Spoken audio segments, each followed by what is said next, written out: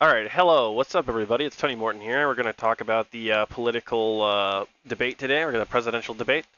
We are going to go in a little bit of detail here about some of the elements of the debate. I'd like to cover some of the little tidbits here. For starters, let's mention about Trump. Trump seems to be trying to take every question and deflect it away from himself, even if it's like nothing specific.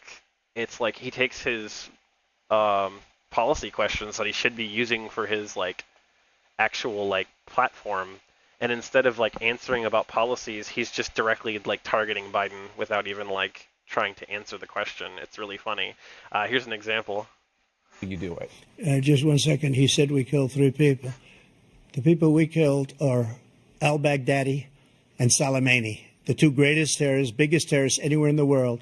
And it had a huge impact on everything, not just border, Like on this everything. is a pretty common. He's the one that killed. This is a pretty common thing he's been doing the whole debate, pretty much, where he like they ask him a question about a topic, he answers nothing about the question, and instead just directs it directly on. Oh, well, you see, Biden said this, so America's failing, America's bad under Biden, Biden bad. Like that's literally the whole thing.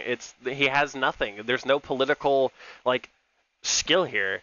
It's purely just posturing to make himself look better, and people are eating it up, which is so insane to me that people are just buying it. Like they're taking everything this guy's people saying, with the bad water, including hundreds of thousands of people dying, and also killing our citizens when they come in.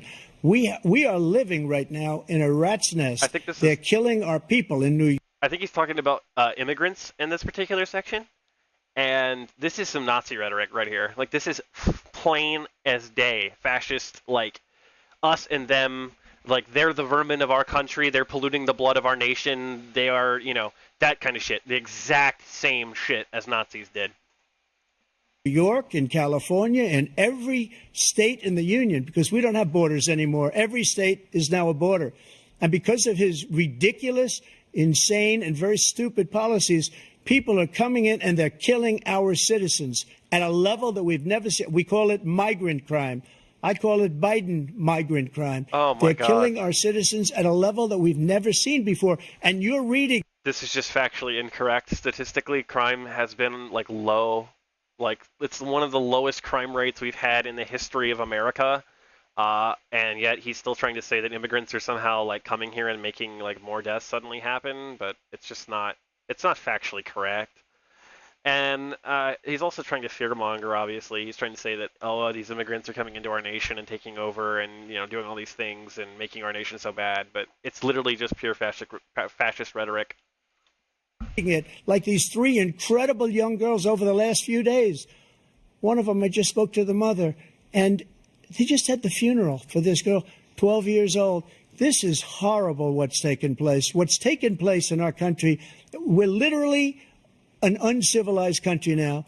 He doesn't want. The only thing that makes us uncivilized is the fact that our foreign policies were changed not only by him, but by him into being some of the most genocidal and fucking insane policies that we've had. Of course, obviously there was Bush in them too, but I don't know. I think Joe is still, like, he's obviously terrible in the sense that he's doing what he's doing in Israel and like enabling the Palestinians to be genocided.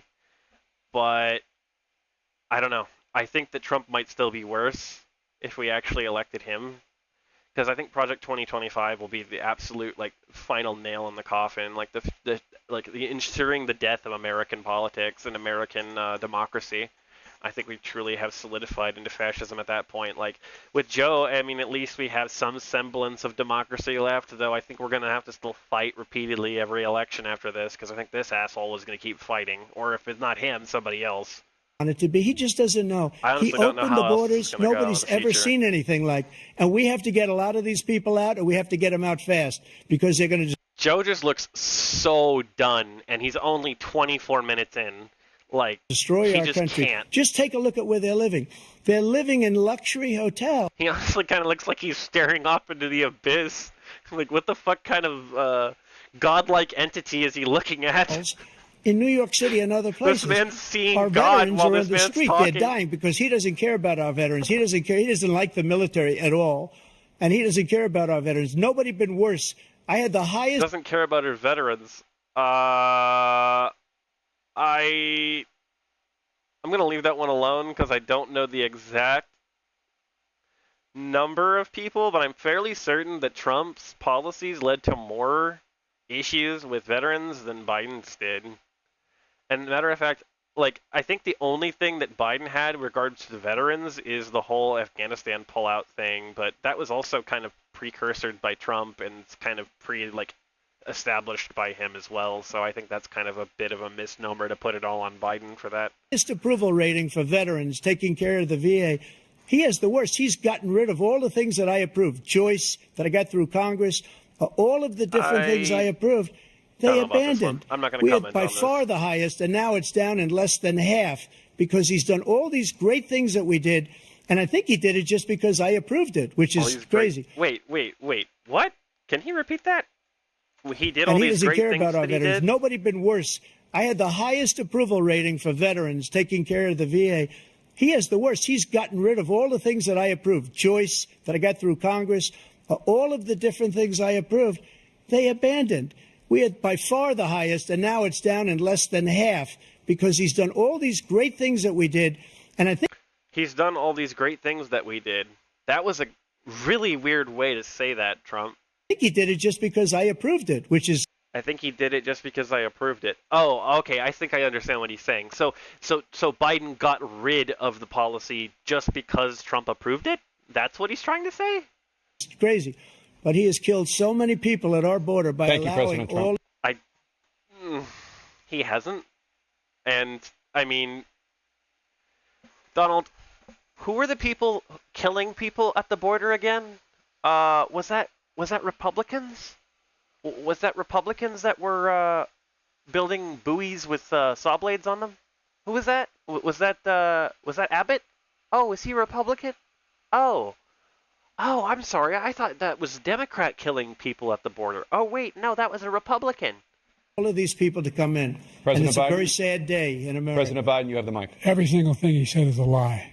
Every single one. For example, veterans are a hell of a lot better off since they passed the PACT Act. It's pretty common 1 with Trump, million honestly, of them everything. now have insurance, and their families have it.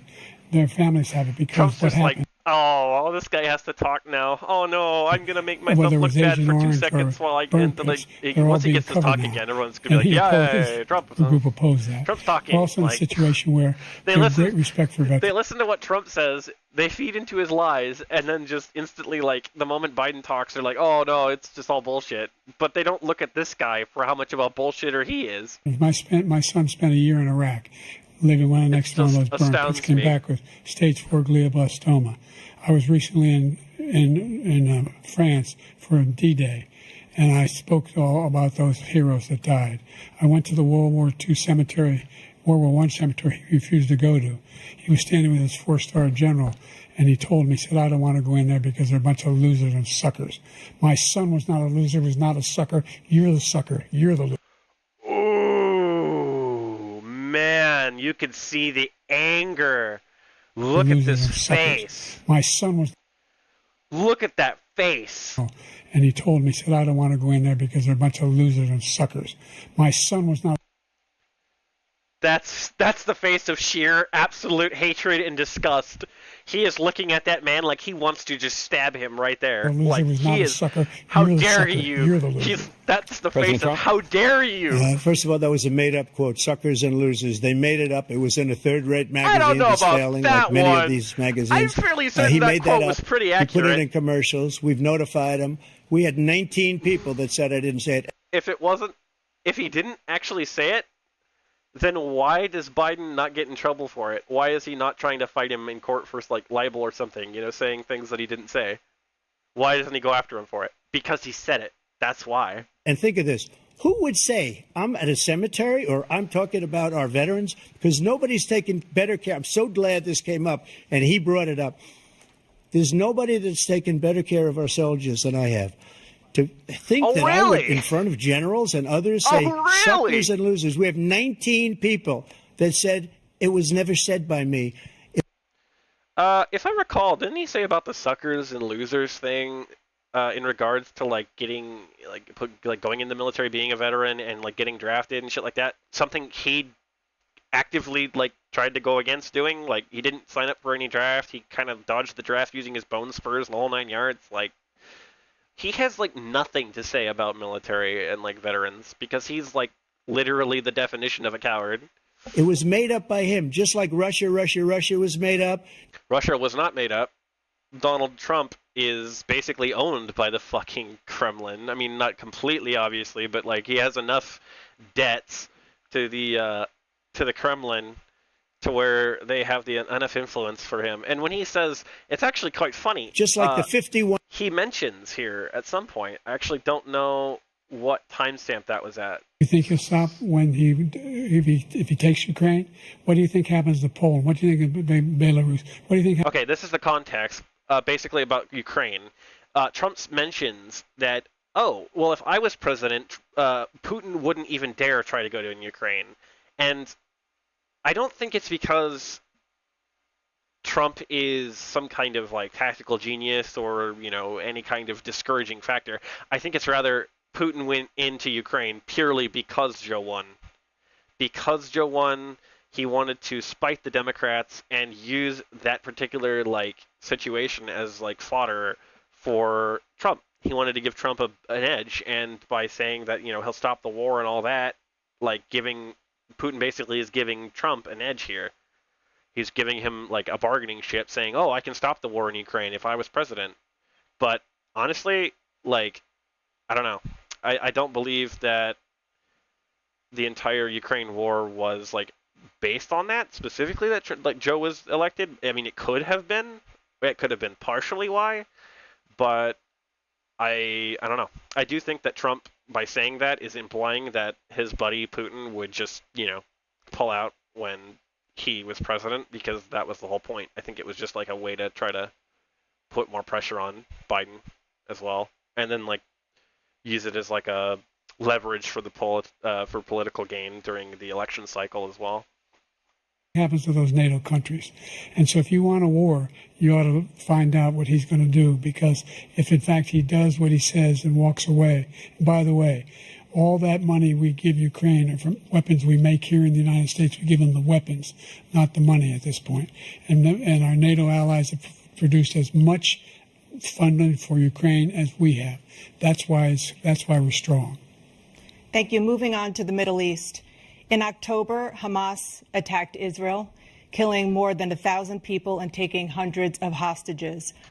I think both of them are honestly going to be warmongers on this one. I don't think either of them are going to be good for Israel. Among those held stuff. and thought to still be alive are... Though I don't know. Trump might be more viable to step away from the Zionism, though I don't think Joe will ever step away from Israel to any degree that's valuable. I think that Joe is too heavily invested in trying to maintain the status quo with Israel that I don't think he's going to do anything that actually is necessary to stop Netanyahu from doing what he's doing. Though I also think that Putin is obviously heavily influencing Netanyahu in some degree to try to push his stuff as well, to keep us distracted from Ukraine as well. It all ties in, inevitably. 5 Americans. Israel's response has killed thousands of Palestinians and created a humanitarian crisis in Gaza.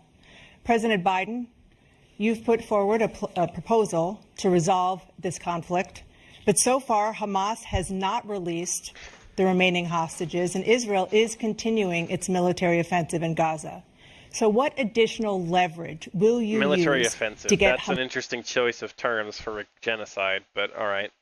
Go off, I guess. Hamas and Israel to end the war? You have 2 minutes.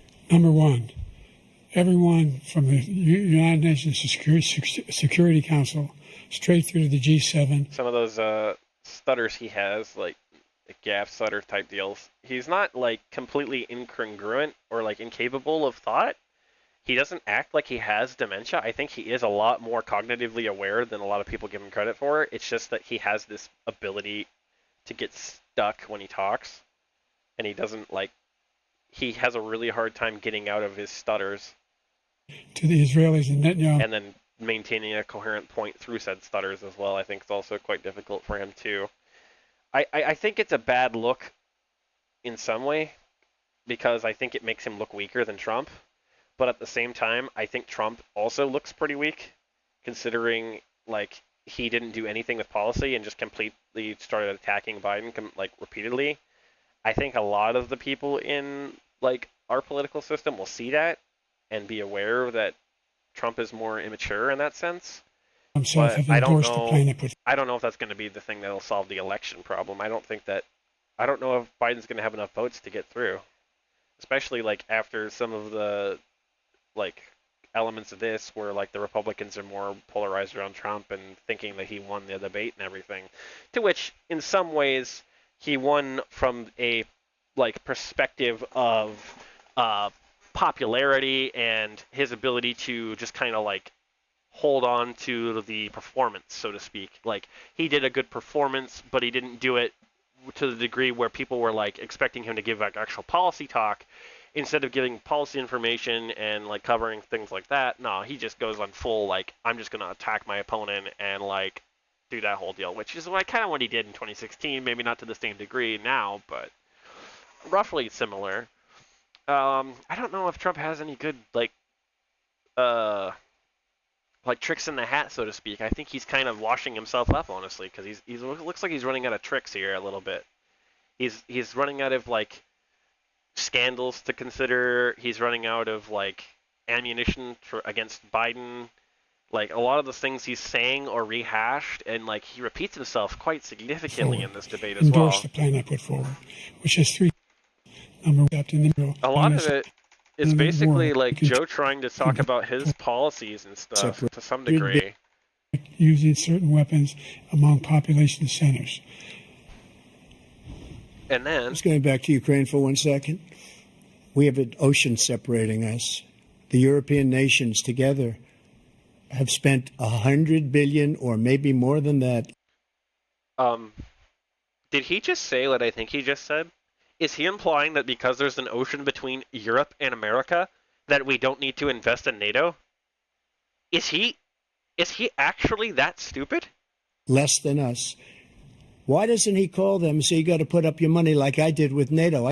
Okay, I get what he's saying on the element of like NATO needs to have like other nations putting more money toward it because obviously America is spending a lot of money on it or contributing more money to America for our funding. I don't think leaving NATO is a good idea at all. I got them to put up hundreds of billions of dollars. The Secretary General of NATO said Trump did the most incredible job I've ever seen. He's just using it as like they wouldn't have any. They were going out of business. We were spending almost 100% of the money was paid by us. I don't know. He didn't do that. He's getting all. You got to ask these people to put up the money. We're over $100 billion more spent, and it has a bigger impact on them because of location, because we have an ocean in between. You got to.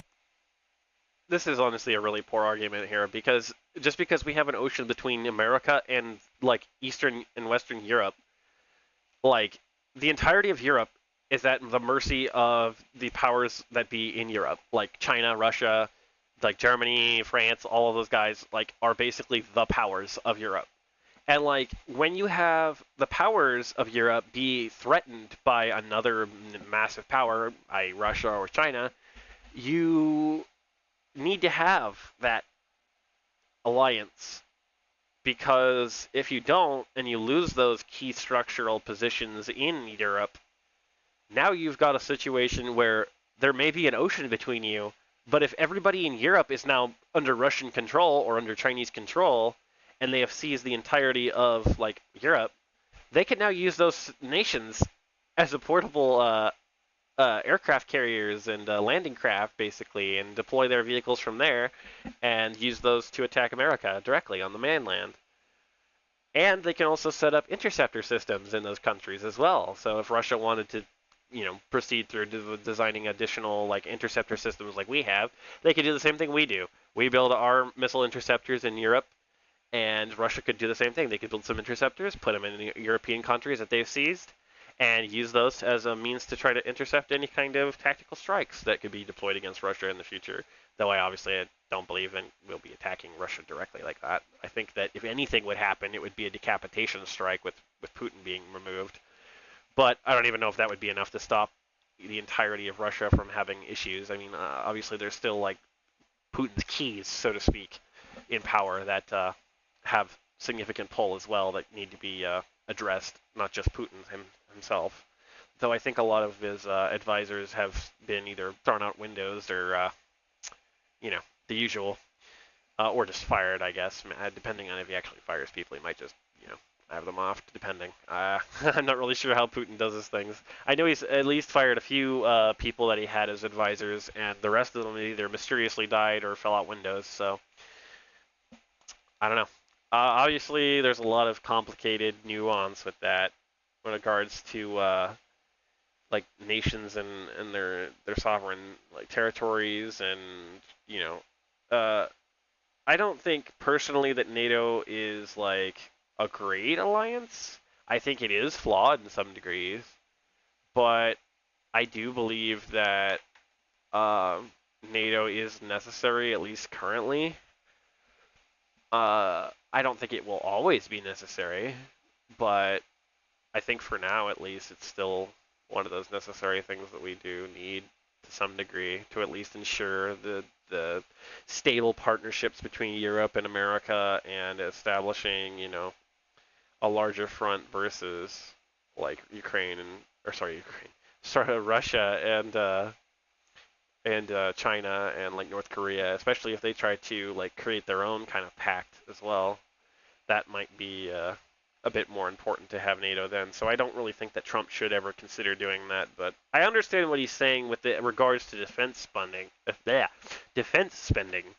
However, I don't necessarily think that that's a whole that would be enough to make it necessary to completely get rid of it. Ask him as far as Israel. Because I mean, we already spend like how many billions of dollars on defense as it is? What the hell does it matter if we're spending a little bit extra of that on Europe?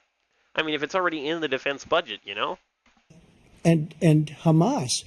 Israel's the one that wants to go. We could obviously cut it, and it would help.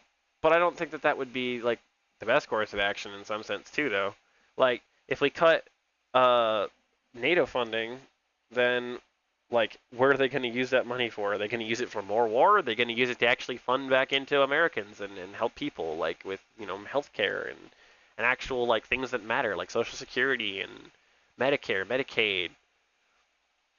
Unfortunately, I don't think we're ever going to see any of that kind of thing in America because of the way things are going. He said the only one who wants to keep going is Hamas. Actually, Israel is the one, and you should... Okay, I kind of agree with Trump on this one. Israel is majority of why the war is still going on in Israel. Let him go and let him finish the job. He doesn't... No, don't let them go and finish the job. Want to do it. He's become like a Palestinian, but they don't like him because he's a very bad Palestinian. He's a weak one. President Biden, you have a minute. I've never heard so much foolishness. This is a guy who wants to get out of NATO. You're going to stay in NATO? He's going to pull out of NATO. The idea that we have our strength lies in our alliances as well. It may be a big ocean, but we're ever able to avoid a war in Europe, a major war in Europe? What happens if, in fact, you have Putin continue to go into NATO? We have an Article 5 agreement. Attack on one is attack on all.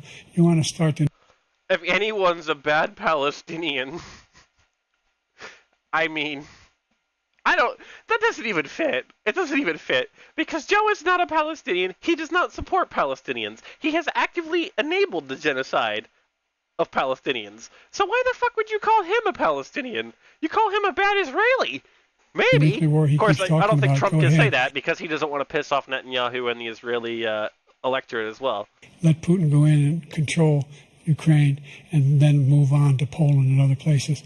See what happens. Honestly, look at this frame, right? Ukraine and then... Here. Look at his face. Does he not look like Hitler a little bit here? Like, that's...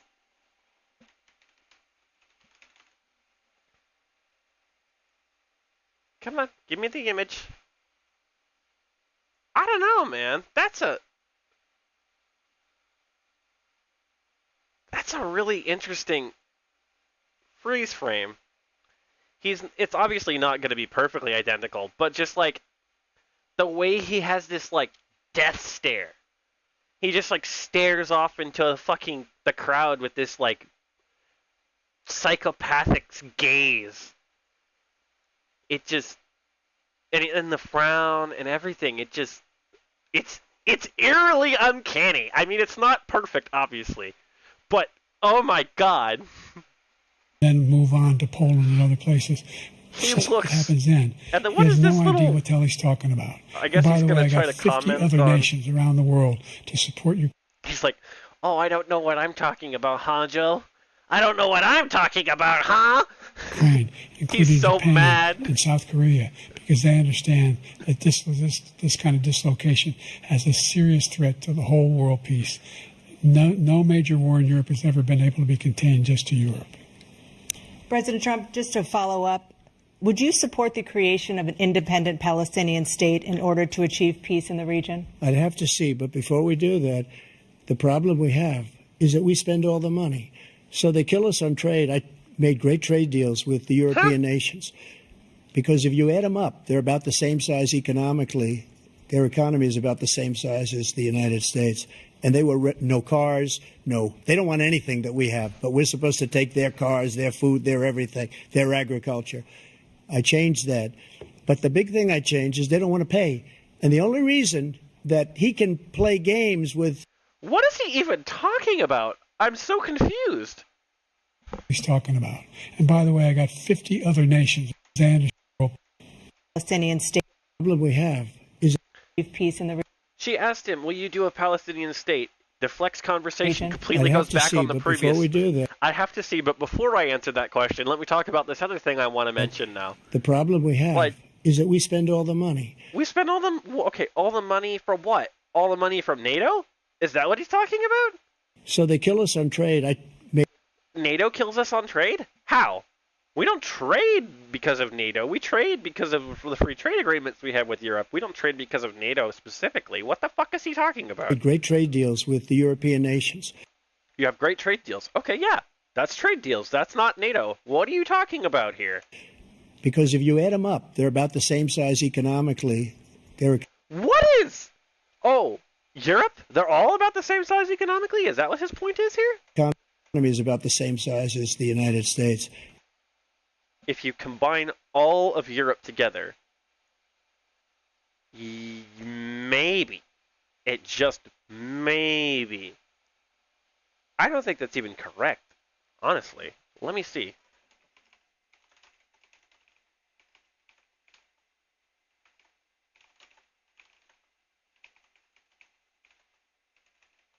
Every European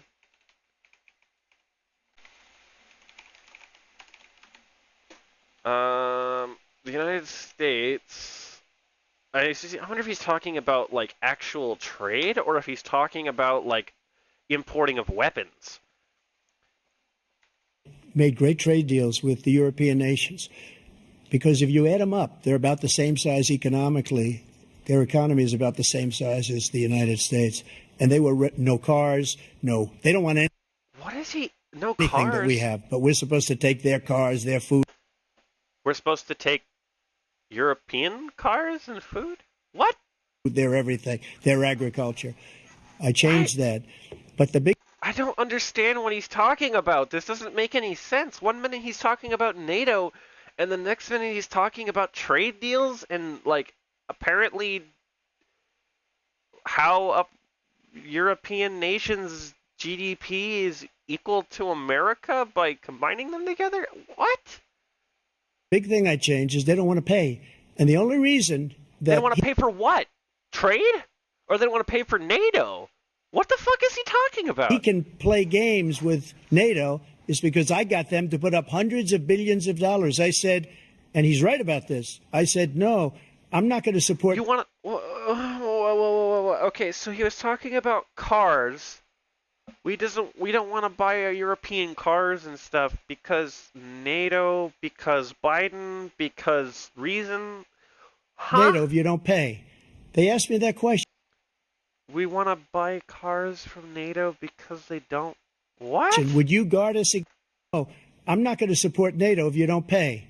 They asked. Okay, He's not going to support NATO if they don't pay an additional section. Okay, that makes sense. That's a fair point. What else is he trying to say here, though?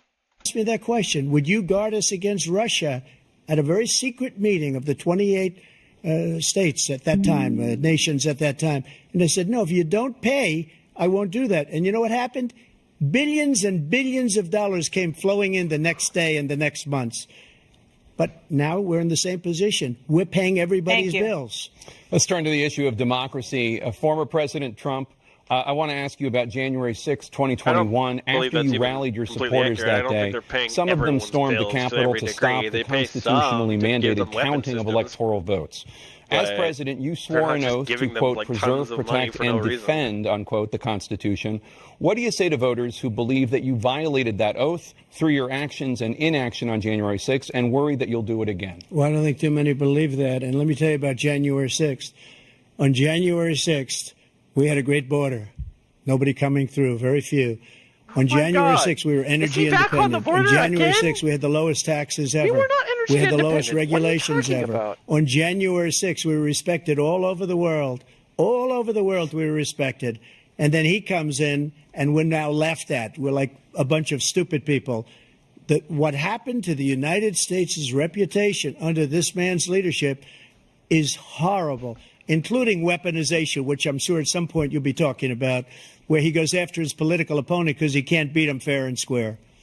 You have 80 seconds left. My question was... him trying to claim the election's rigged, which is funny. He tries to say shit like that, like, oh, he's coming after me, he prosecuted me, he's doing this as a political hit job.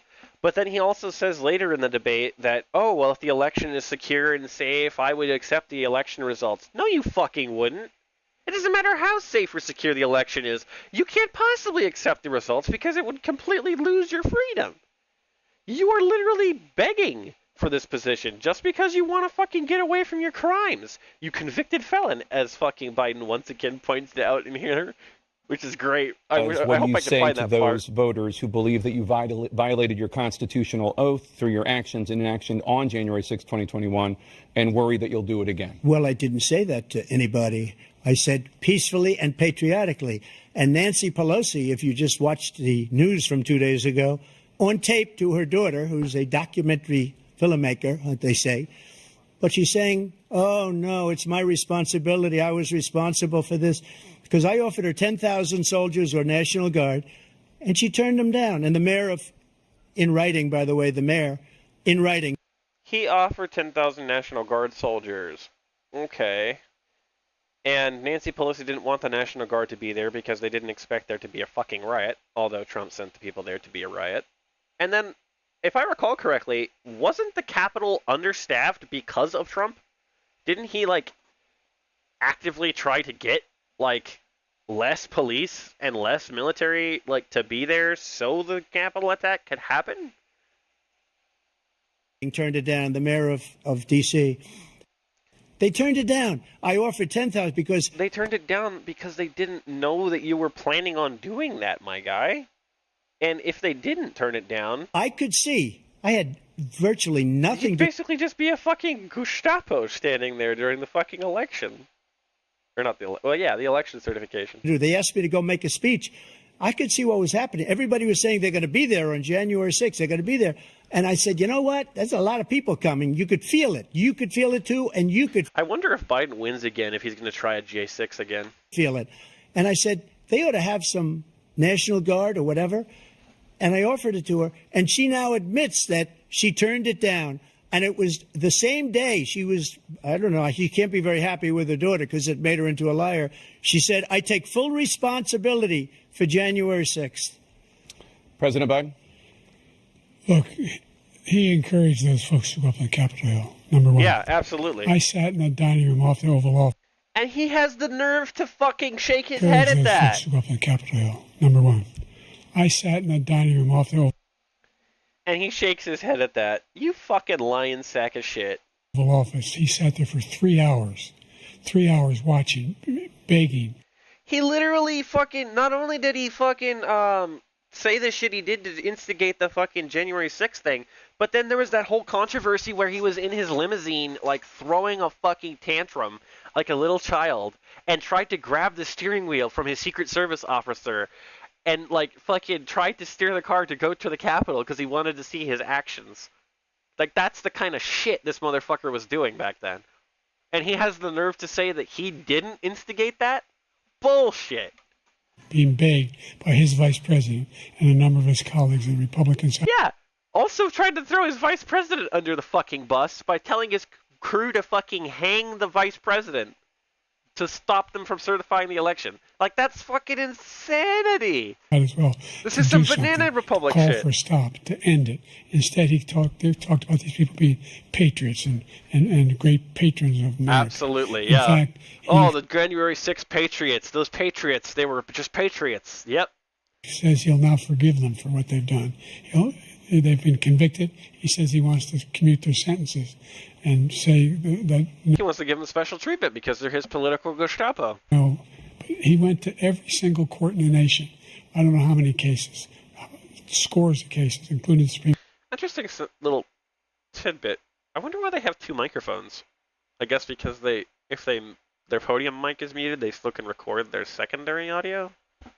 Or if it's like a backup? Court. And they said, no, this guy is responsible for doing what was done. Supposedly Biden has a cold during this, so this is why he's talking a little bit rough. I wonder if he has COVID personally. The White House staff said he tested negative, but I don't know how true that would be. It would be really fucking funny if he wasn't. He didn't do a damn thing, and these people should be in jail, and they should be the ones who are being held accountable.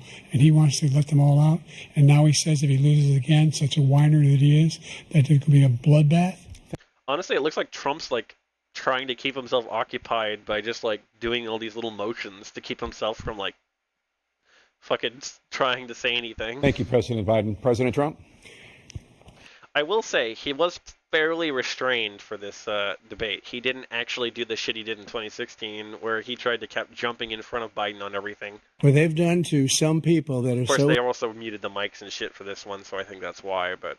innocent. You ought to be ashamed of yourself. What you have done, how you've destroyed the lives of so many people when they rip down... Biden's in his head just like, I should be ashamed of myself? Portland, when they rip down many other cities. You go to Minnesota, Minneapolis. The only person who should be ashamed here is the convicted with the fires all over the city. If I didn't bring in the National Guard, that city would have been destroyed. When you look at all of the... They took over big chunks of Seattle. I was all set to bring in the National Guard. They heard that. They saw them coming, and they left. Sending in his federal troops into arresting people on the streets in Seattle, by the way. Immediately. His DHS officers that he was this snatching whole people off the street. Is so off. Peacefully patriotic. One other thing. The Unselect Committee, which is basically two horrible Republicans that are all gone now out of office, and Democrats, all Democrats, they destroyed and deleted all of the information they found because they found out we were right. We were right. And they deleted and destroyed all of the information. They should go to jail for that. If a Republican did that, they'd go to jail. Thank you, President Trump. President Biden, I want to give you a minute. The only person on this stage is a convicted felon is the man I'm looking at right now. There it is! There it is! The only person on this convicted felon on this stage is this man right here. Biden does look a little confused, yeah. Trump does actually kind of look a little constipated, yeah. I do agree. Biden has his moments here where he looks a little bit angry and a little bit constipated and kind of like going off and looking at things, but honestly, he's done a pretty good job being relatively congruent here. I think he's doing like okay. Some of the things that Trump's been saying though, I don't know, man. He's kind of going off on like these, like he tries to attack Biden as much as possible.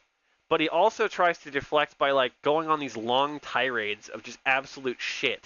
What he's telling you is simply not true. The fact is that there was no effort on his part to stop what was going on up in Capitol Hill. And all those people, every one of those who were convicted, deserves to be convicted. The idea that they didn't kill somebody, just went in and broke down doors, broke the windows, occupied offices. To be fair, though, if I had to listen to Trump talk for longer than like an hour at a time, I'd fucking probably be doing the same shit Biden does, just like standing there like... Turned over desks, turned them over statues. The idea he does a pretty good job for having to deal with that level of stupidity on a daily basis. I asked him the first two debates we had, first time around, I said, will you denounce the Proud Boys? He said, no, I'll tell them to stand by. The idea he's refusing, will you denounce these guys?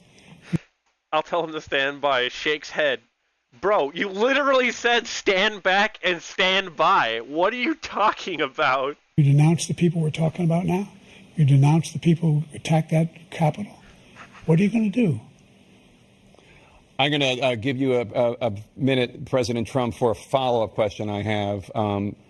After a jury convicted you of 34 felonies last month, you said if reelected, you would, quote, have every right to go after, unquote, your political opponents. You just talked about members of the Select Committee on January 6th going to jail.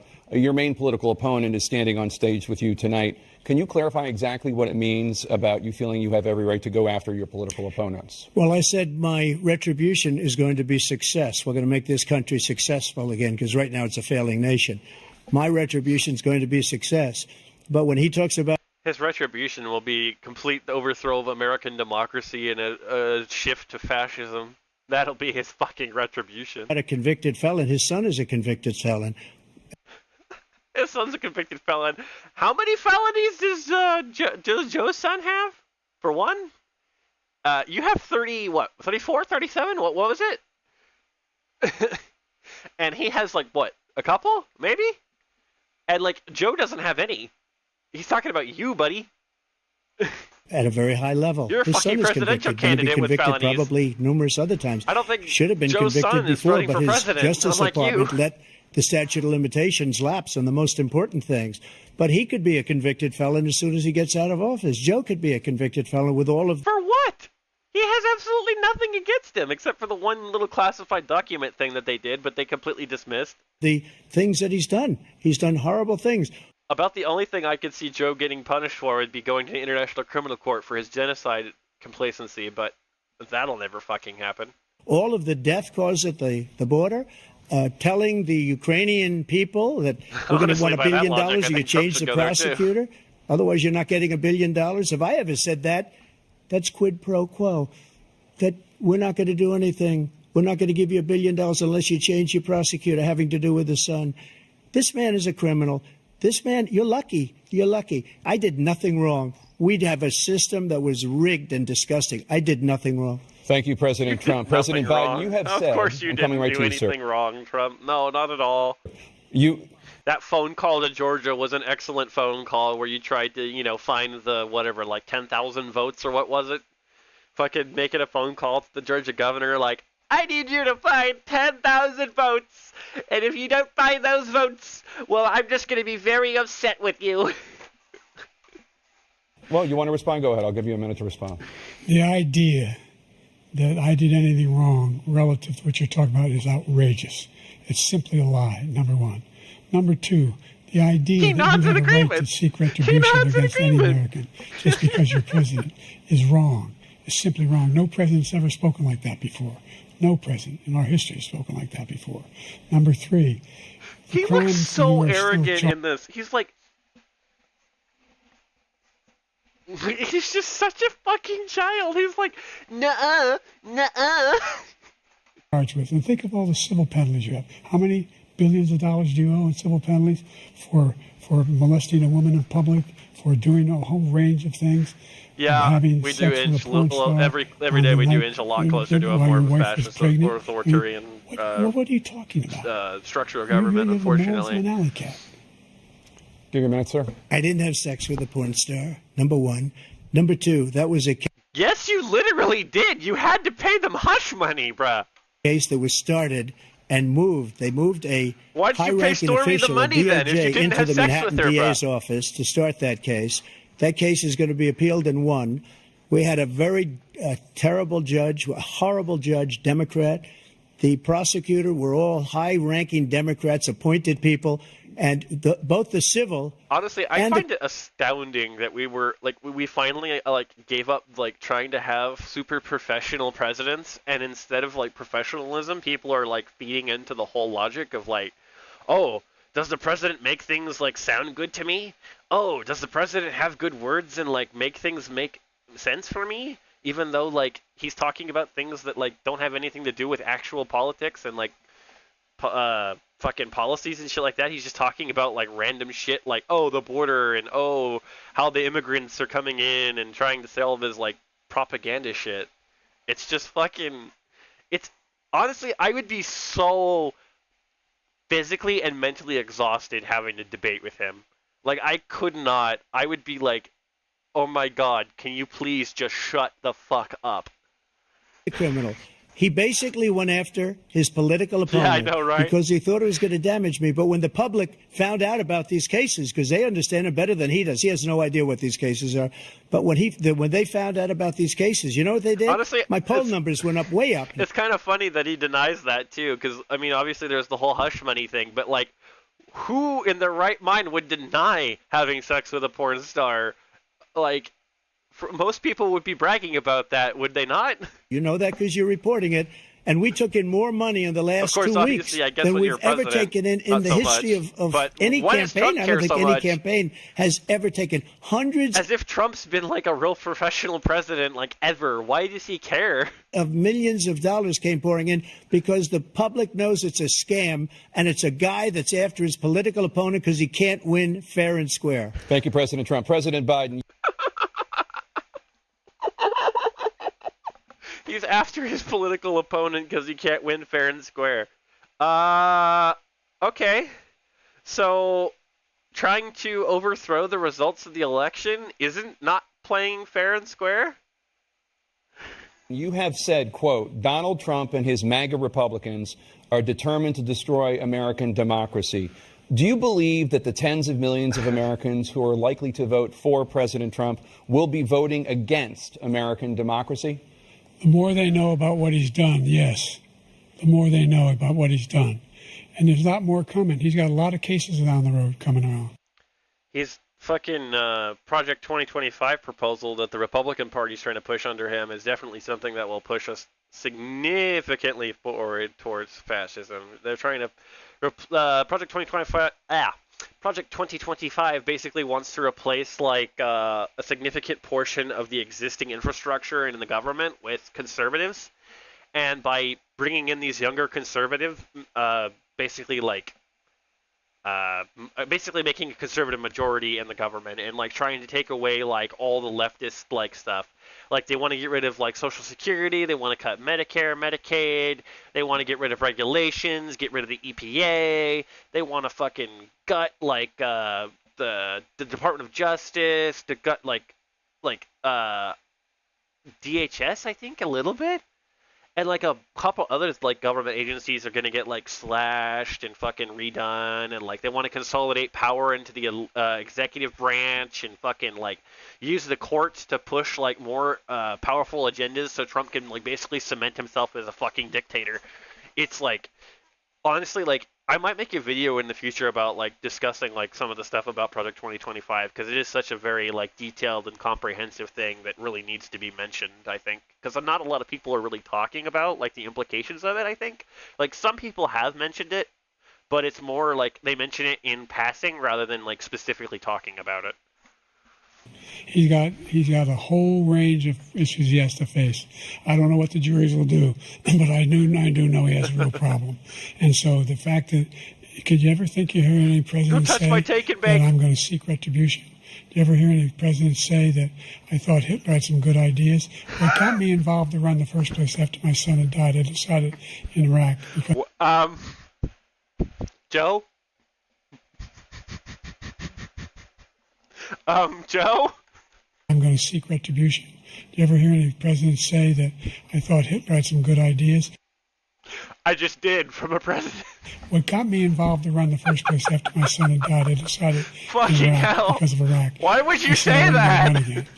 Why the fuck would you ever say that?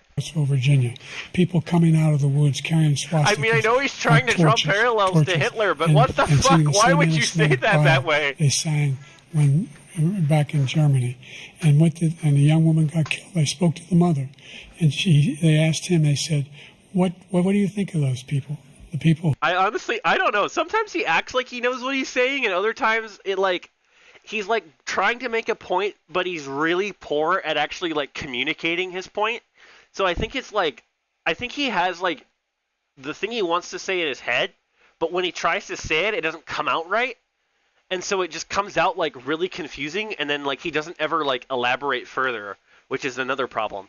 He needs to like be more clear and like elaborate his point, and then also like try to keep it congruent and like follow through and like be able to comment on the point and not just like make a point and then like drift to something else. Yeah. The ones who got killed, the one who tried to stop it, and the ones he said, I think they're fine people on both sides.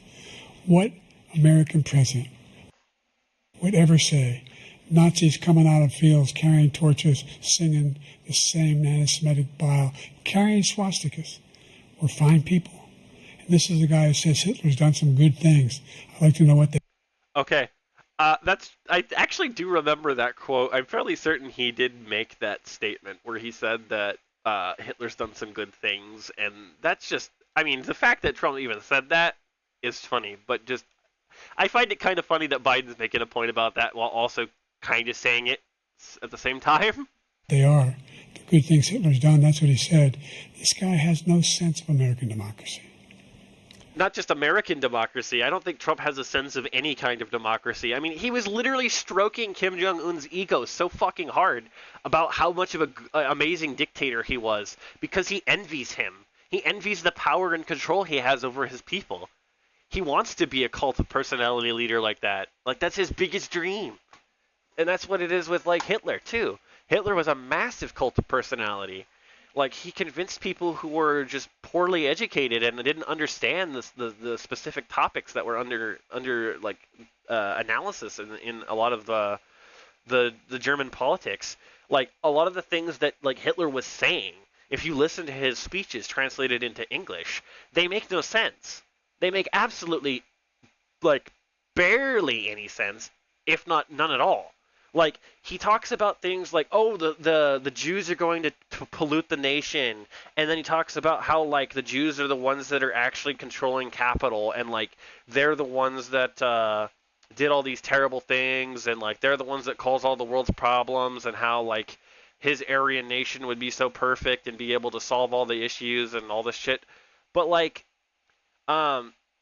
he's talking in a in a way where he's like, oh, I'm just going to talk about, like, all this information that isn't actually accurate, or, like, it's slightly accurate. He, like, uses, like, the white lie, where it's, like, some of the things that he says are accurate, but other things that he's saying are just, like, hype terms and, like, filler to try to make his point sound more, like, actually dedicatable to, like, the cause that he's trying to pitch.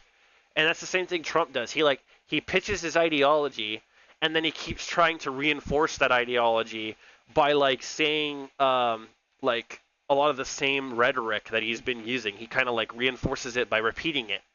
Like, by repeating his lies, he's kind of trying to use that as a means to try to say, like, oh, yeah, like, this is actually the truth because I've said it like this, and this. And I've been consistent with the things I've said. But the things that he said are consistent, yes, but they're lies. President Trump. Jake, both of you know that story has been totally wiped out because when you see the sentence, it said 100% exoneration on that. So he just keeps it going. Yeah. He says he ran. It's like a salesman. He's trying to be a salesman. He's trying to sell himself. And because of Charlottesville, he didn't run because of Charlottesville. And in some ways, I think he is really doing an okay job in that front. Like, I think Trump does good from a optics perspective, in the sense that he connects better with more he connects better with the working class to some degree. because of his ability to dumb down and like say things that people like want to hear, because they like a lot of the working class is usually like under the impression that like immigration is a big problem and like a lot of that kind of thing. Like they're misinformed to some degree. So he's kind of tapping into that base, that miseducated like or undereducated base, to try to like pull those people. And like he uses his charisma and his like his personas that he's used for TV as well in a means to try to get people to follow him. And it's not because he's a good leader or because he's a good president. It's his personality and the way he like manipulates people and like is very charismatic.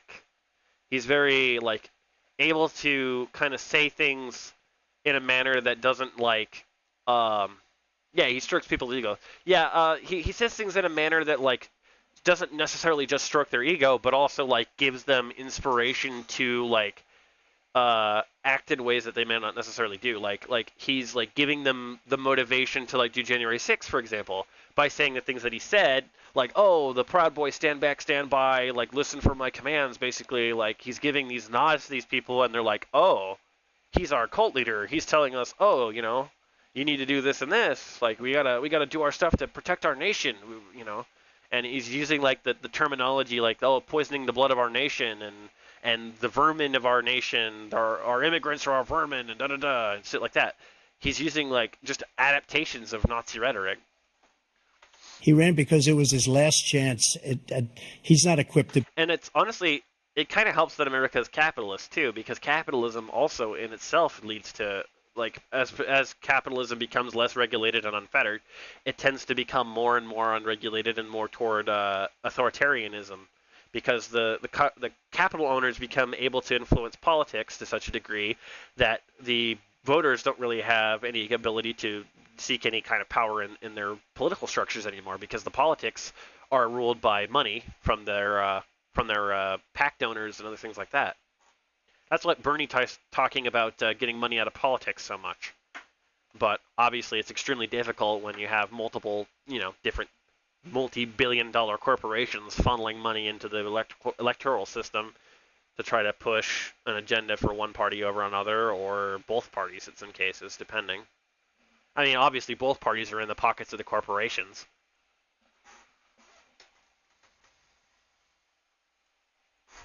To be president. You know it, and I know it. It's ridiculous. We have a debate.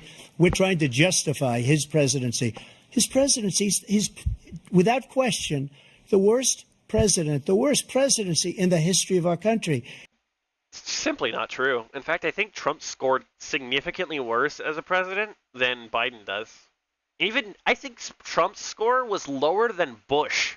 We shouldn't be having a debate about it. There's nothing to debate. He made up the Charlottesville story, and you'll see it's debunked. Of course he doesn't want to debate, because he has nothing to actually say in the debate. He just wants to deflect and to fight against Biden. He doesn't actually want to have an actual, like, logical debate, because he has no points to truly make.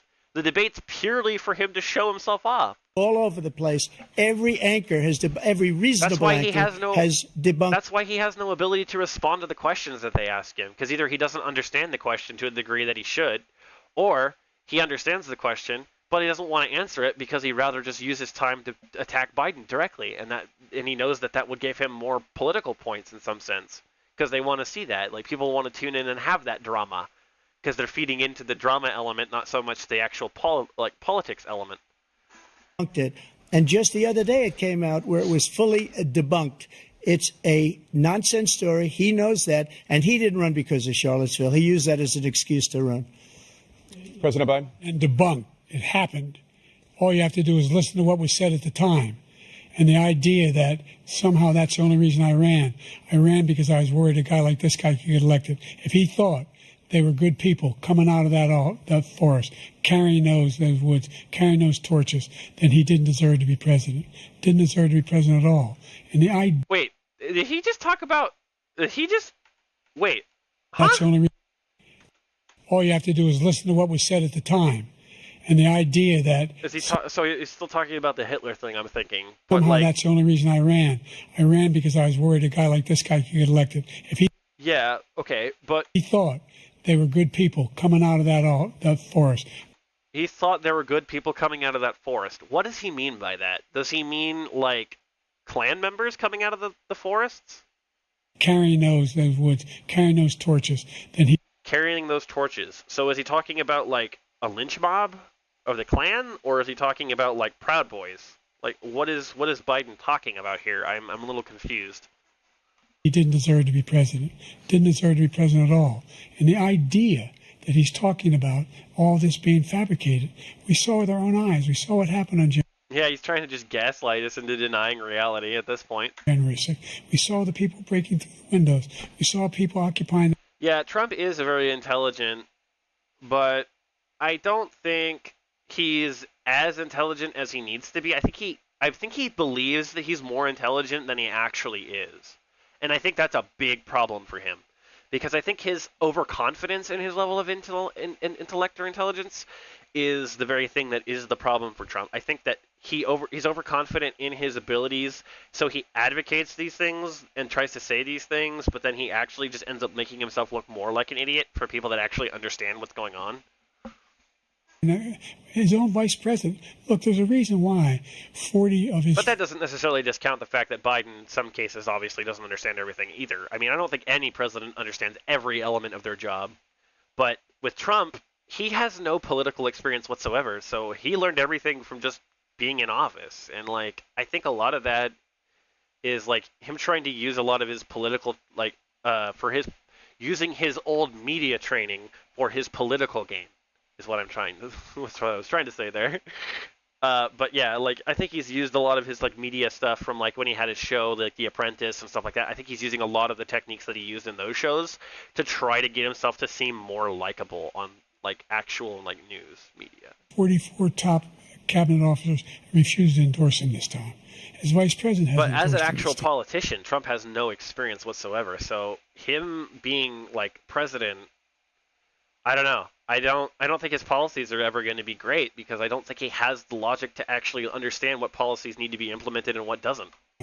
So why? Why? They know him well. They serve with him. Why are they not endorsing him? He looks so mad. He's like, I'm just really aggravated with this conversation. I don't like the way this is going right now. Thank you, President Biden. We're going to be right back with more from the CNN presidential debate. Yeah, get on with it. Come on, where's the... God damn, how long is this commercial break? Jesus Christ, how long is this break? Why didn't they cut the break out? 5 times the rate of families. Presidency, black families still earn far less than white families. Black mothers are still 3 times more likely to die from pregnancy-related causes, and black Americans are... Socioeconomic factors are obviously key here. Black and brown Americans are disproportionately targeted by, like, law enforcement, of course, but then there's also, like, there's elements of, like, systemic racism in, like, hiring practices. There's elements of, like inequality with regards to, like, previous, like, elements of redlining in America, where we, like, basically redlined areas specifically for black, like, youth, or, like, not youth, but just, like, black families to live in, and, like, had them basically become ghettos. Like, we created those ghettos as a means to, like, displace the black people away from white neighborhoods at the time during, like, redlining, McCarthy era, and all these other, like, type, not McCarthy era, sorry, that was communism. What the hell, not McCarthy, it was, like Jim Crow era. During that stuff, there was a lot of like a lot of the redlining, I think, happened around roughly about the same time, maybe a little bit before that. But a lot of the, like, economic factors could be solved with, like, more, like, socialist or, like, democratic socialist type, like Nordic policies, like single payer healthcare, basic universal basic income. And I do think that some of those elements may possibly be able to come to America, though I think that it would be difficult because I think the Democrats specifically will never enable single payer healthcare due to the like due to the fact that they want to like maintain the status quo for their like shareholders, like the big pharma and stuff like that. They want to make their money, so like they don't want single payer healthcare because they ain't gonna make money on that.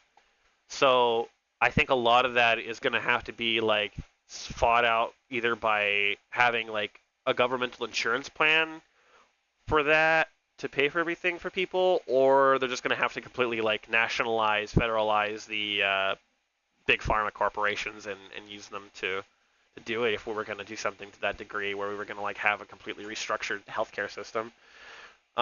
Let's hear this question though. It's about minority groups specifically.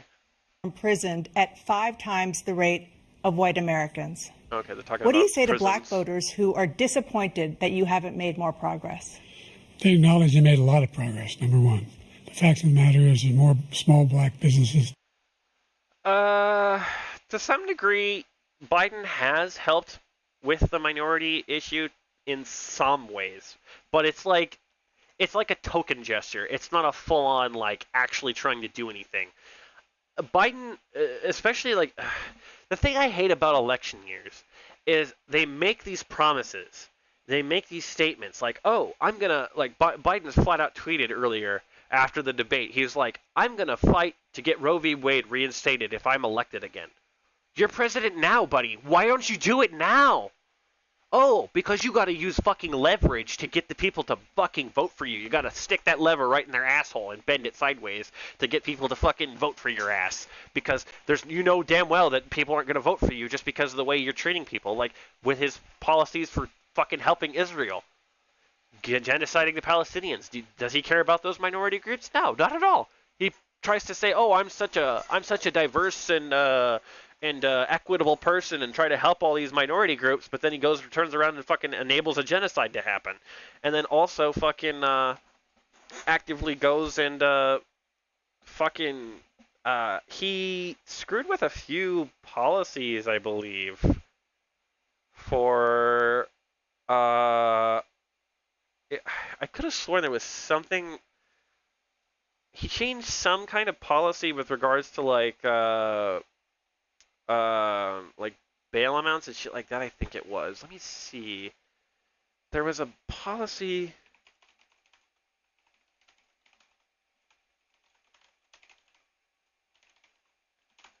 Let me see. They increased enrollment in healthcare coverage through the Affordable Care Act. But there was something else I could have sworn that he did. That was like in regards to like yeah, I thought he said something about unemployment for early 2023 black unemployment was at historically low levels. Since then the rate has continued to outpace the national average.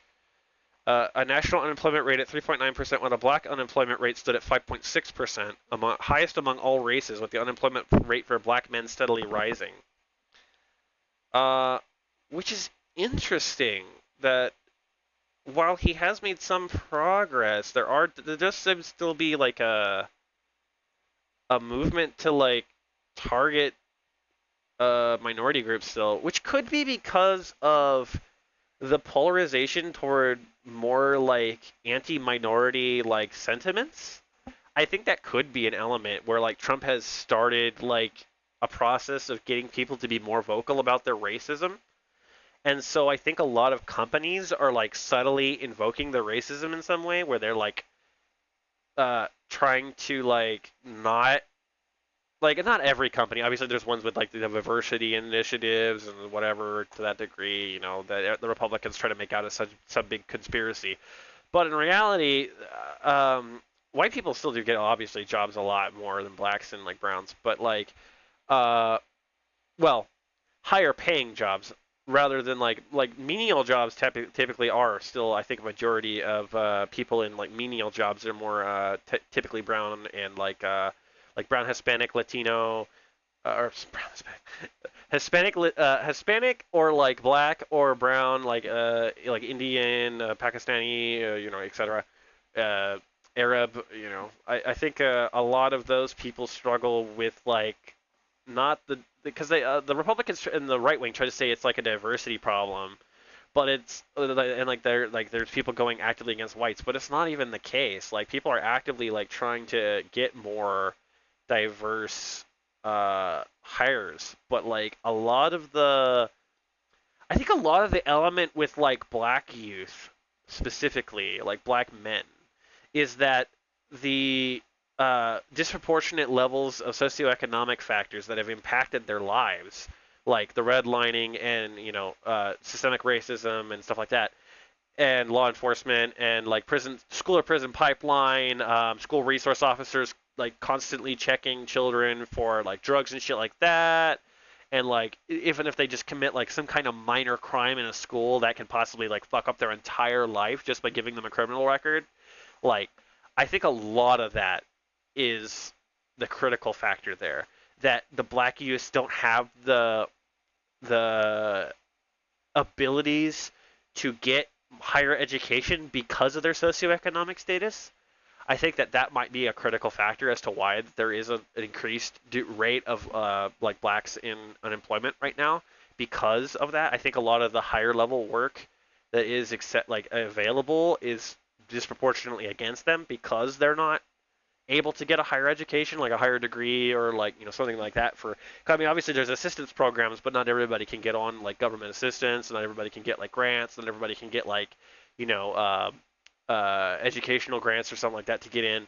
And like they don't necessarily have like great grades sometimes either as well, because if they struggle during like a city and like an urban setting, they might not necessarily get like great educational practices because like the teachers might be overworked, they don't have enough like classroom capability to give everybody like independent like learning and like teach everybody individually.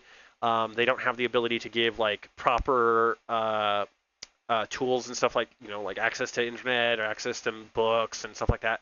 A lot of these more urban areas, they do have the issues with that, and I think that could be a critical factor with establishing a basis for like why these particular groups seem to be more heavily unemployed because of that disproportionate effect that it has on their lives. That has been started at any time in history. Number two, the wages of black unemployment is the lowest level it's been in a long, long time. Number three, we're trying to provide housing for black Americans and dealing with the segregation that exists among these corporations that collude to keep people out of their houses. That's true. There are corporations that do actively still participate in a form of redlining to some degree, I think. They don't necessarily specifically state it's for race, but they'll say, oh, well, you're not a good fit for our neighborhood, and like usually the neighborhood's like a white affluent neighborhood, and then they're like, oh, well, you're not our ideal candidate, or something like that. They use different terminology that may not necessarily be overtly racist, but it is like still hiding their racism in a means that gives them a way to like give a way out. Like they can say, oh, well, I didn't say he was because he was black. I said because he's not our preferred clientele, or something to that effect. Like they could get away with it by saying in certain ways. It's like the dog whistling that a lot of Republicans do. In addition to that, we find that the impact on the choice that black families have to make relative to child care is incredibly difficult. When we did the first major piece of legislation. That is actually a good point. Another thing, minorities do have a lot harder time with childcare because there's obviously like black and brown individuals may not have as good of a job or any job. If they do get a job, they may not have the ability to have childcare like daycare or watching their children while they go to work. So that could be another factor that encourages people to stay home and take care of their children instead of actually going out and pursuing like a job or pursuing higher education, because they have been put with the strain of having to deal with a child and having to financially support them and all that. So I think that element could also be another factor there, and I think that actually is a good point for Biden to bring up there. In the past, I was able to reduce black child care costs, cut them in half. We got to make sure we provide for child care costs. We got to make sure, because when you provide those child care protections, you increase economic growth because more people can be in the job market. So there's more to be done, considerably more to be done. But we've done a great deal so far, and I'm not letting up, and they know it. You have 49 seconds left. What do you say to black voters who are disappointed with the progress so far? I say I don't blame them for being disappointed. Inflation is still hurting them badly. For example, I provided for the idea that... To be honest, I think inflation's hurting everyone badly, Joe, not just blacks. But I mean, obviously, disproportionately to them as well, because obviously they have lesser income availability, so that could be another factor with that. But I think inflation is truly affecting a lot more than just specifically the black community. I think it's affecting the entirety of the American population, aside from the elites, of course. Any black family. And honestly, inflation isn't as bad as it should be. Let me rephrase that. It's not as high as it actually is claiming, like the people are claiming it is. Inflation is not. It hasn't grown that much. Like the war in Ukraine, stuff like that, did increase the costs, but at the same time, a lot of it is corporate greed.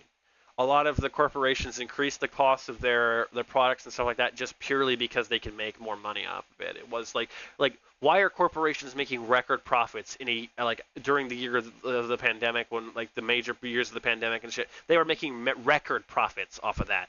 Like, how is that possible? How are you making those kinds of record numbers without overcharging and overgouging for people to buy things? Like, it doesn't make sense. It's not possible. First-time home buyers should get a $10,000 tax credit to be able to buy their first home so they can get started. $10,000 is nothing. Made sure that we're in a situation where Does Joe understand how much houses cost? They're at least like $100,000, if not more. What is $10,000 going to do, Joe? Those black families and those black individuals who provide it had to take out. And they only get it if they're going to buy a house. What about renters? Huh? What about renters, Joe? Student loans that were ballooning, that if they were engaged... Why don't we give people some fucking extra money, like a couple stimulus checks again to help, boost the economy? But no, we can't do that. Nursing, doctor, and anything having to do with volunteerism.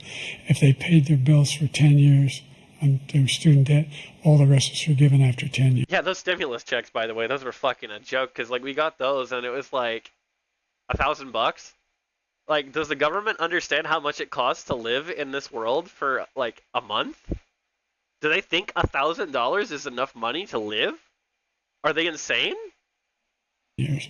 Millions have benefited from that, and we're going to do a whole lot more for black families.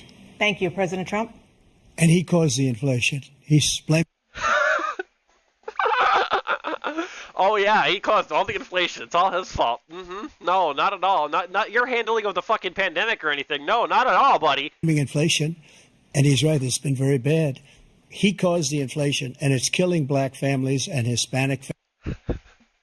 You both caused the inflation. Families and just about everybody. I mean, him a little bit less so because he kind of took over after. You started the inflation by fucking doing the pandemic and letting it rip and letting letting COVID spread across the entire country, killing 200, 400,000 people.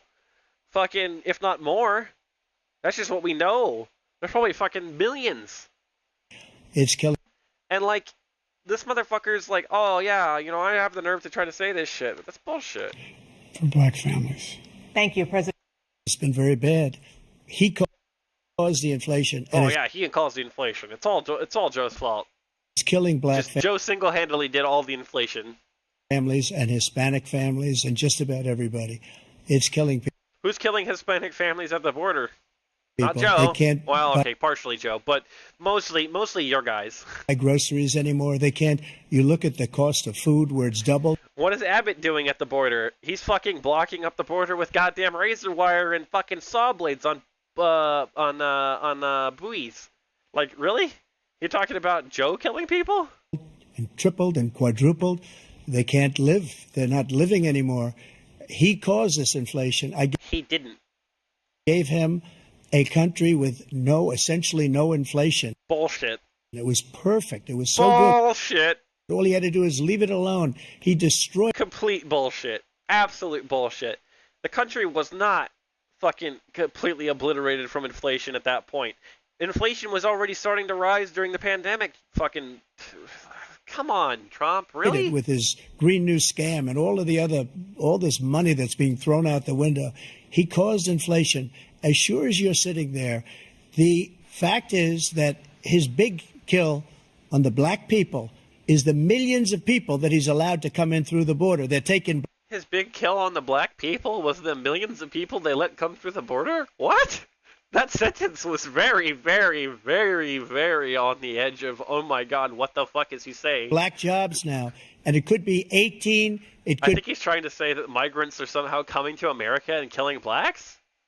I don't think the statistics, one, back this up, and two, the migrants that are coming to America usually do a lot better than Americans at, like, following the law. Like, it's just simply not true that immigrants come here and just commit crimes willy-nilly. Like, that's just bullshit.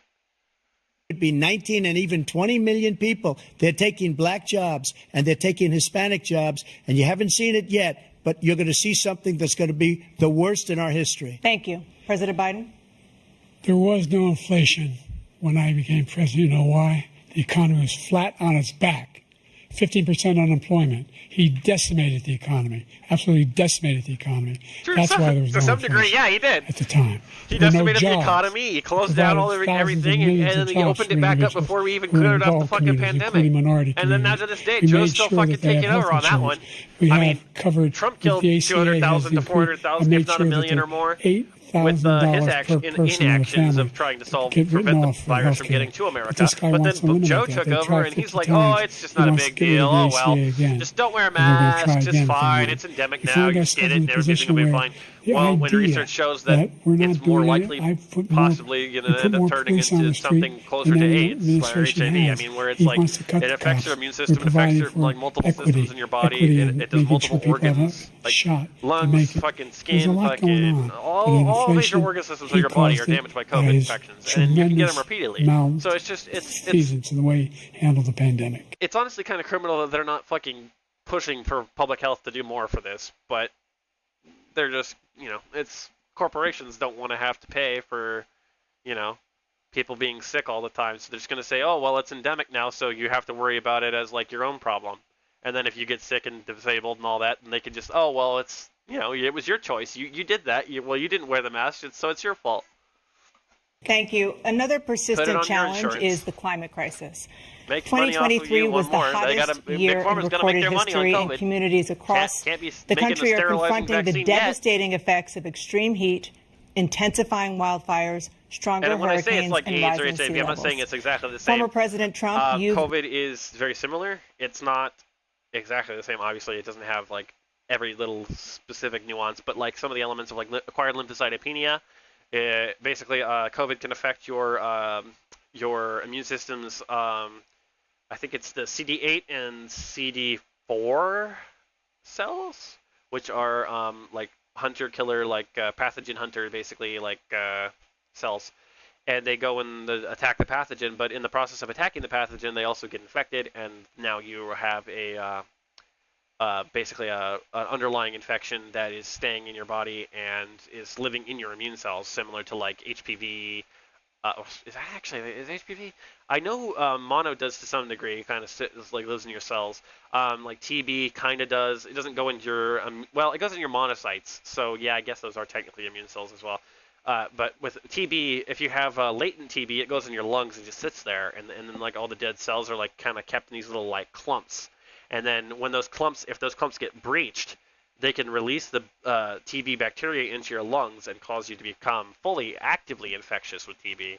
And then with COVID, it's a very similar thing, and that not necessarily where it's in your lungs, but like it could be in your body, it can store in your tissues, it can be inside of your organs, and your body will keep replicating the virus.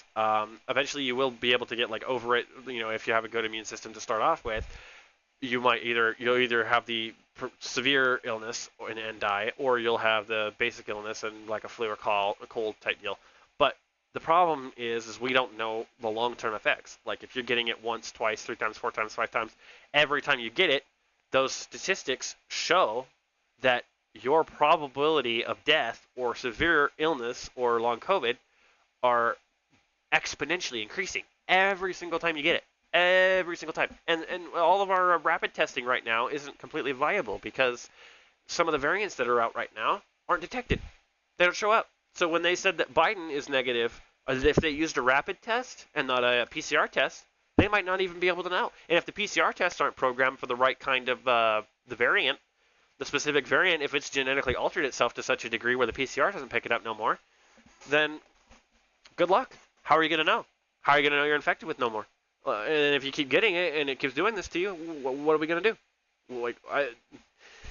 There's a lot of the community there's the small community basically of COVID safe people that are like fully aware of it and talk about it, and they do a lot of posts on Twitter and a lot of infectious disease specialists are in that particular group, and they're a lot of people are saying that it's a really big problem that we're gonna have to worry about because like it's gonna affect a lot of people, and people don't really understand the danger that they're in still.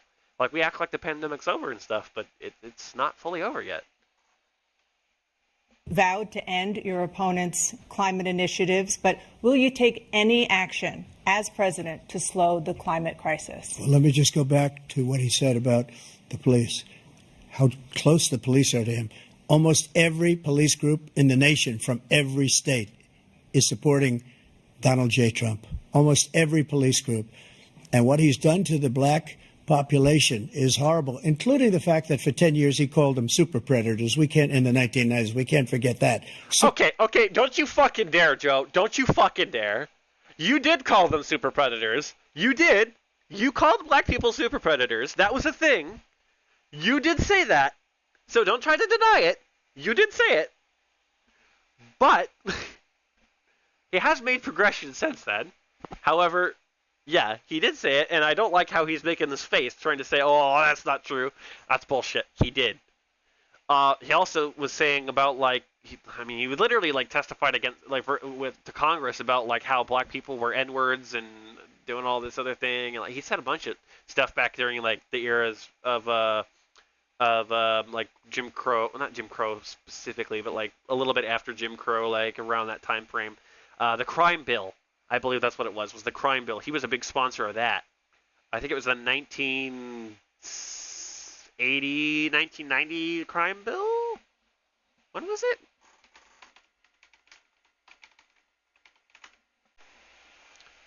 Um, 1991. It was the Biden-Thurmond Violent Crime Control Act. And it provided mandatory 5-year penalty for firearms possession for violent felons and serious drug offenders. So, in some elements, Biden is responsible for the disproportionate targeting of minorities for his use of the criminal justice system in the past. But I don't think it's necessarily fair to bring it up in this particular context. I mean, it is fair, I guess, to mention it because, obviously it's something that some people might not necessarily be aware of. But I think it's very disingenuous for Trump to use that, considering he also has literally said things that are overtly racist. His name, and he called it to him for 10, and they've taken great offense at it, and now they see it happening. But when they see what I did for criminal justice reform and for the historic... Criminal justice reform? What criminal justice reform? What are you talking about? Historically black colleges and universities, where I funded them and got them all funded, and the opportunity zones with Tim, as you know. Tim Scott was incredible. He did a great job. Great senator from South Carolina. He came to me with the idea, and it was a great idea. It's one of the most successful economic development acts ever in the country, opportunity zones.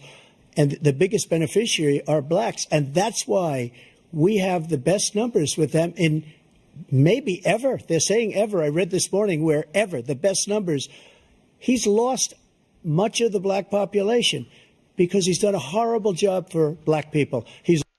Honestly, I think the reason he's lost a lot of voters in general is not because of his policies on black and brown Americans, but rather his policies on fucking Israel and his genocidal actions he's done so far. He's also done a horrible job for Hispanics. But wait till you see these. I'm half surprised that Trump hasn't said anything about that, but I think the reason why is because he doesn't want to lose the support of the Zionist base. Millions of people pouring into our country, and they're going to take the jobs, and it's already started, and you haven't seen anything yet. It's a disaster. You've 38 seconds left. President Trump. It's kind of funny because he didn't call him a bad Palestinian, but I don't get I didn't really get the logic behind that quote. Like, him saying that to Joe was kind of weird because Joe's like literally killed Palestinians. Well, not directly, obviously, but like given the munitions to Israel to do so. So I'm just like, calling him a Palestinian is a little in poor taste, but okay. Will you take any action as president to slow the climate crisis? So I want absolutely immaculate clean water, and I want absolutely clean air, and we had it. We had H2O. We had H2O? I think we had water before you, Trump. We didn't have clean water. Like, look at Flint. Had the best numbers ever, and we did. Are you sure about that? Because you didn't do shit about Flint. We were using all forms of energy, all forms, everything, and yet. No, we weren't using nuclear that much. Maybe very small amounts, but I don't think we were using every kind of energy. We have like solar, wind, and like coal and natural gas and some nuclear. That's not everyone. There's like geothermal. There's like there's geothermal. There is like sea power. There's like even just like rivers and shit, like hydroelectric power. We only have a few hydroelectric plants, I think, in the United States. Like one or two. There might be more. I only know of at least like Hoover Dam. I think it's a hydroelectric plant. And then I think there's a couple other like dam structures like that that are similar. But I don't think we have any geothermal plants right now. We might have like a test plant, but that and like fusion. We obviously haven't done fusion energy yet. During my 4 years, I had the best environmental numbers ever. And my No, you didn't.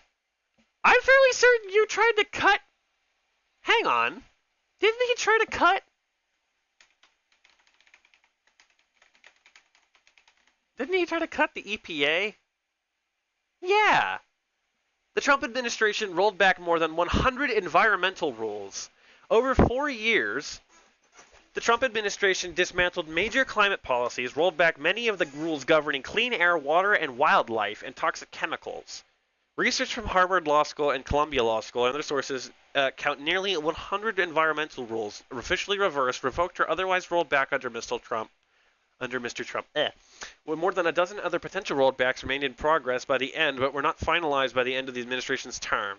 This is a very aggressive attempt to rewrite our laws and interpret the meaning of environmental protections, said Hanavi Viscara, a staff attorney at Harvard's Environmental and Energy Law program, has tracked the policy changes since 2018. This administration is leaving an unprecedented legacy. Air pollution and emission reversals, 28 were completed. He filed 30 of them.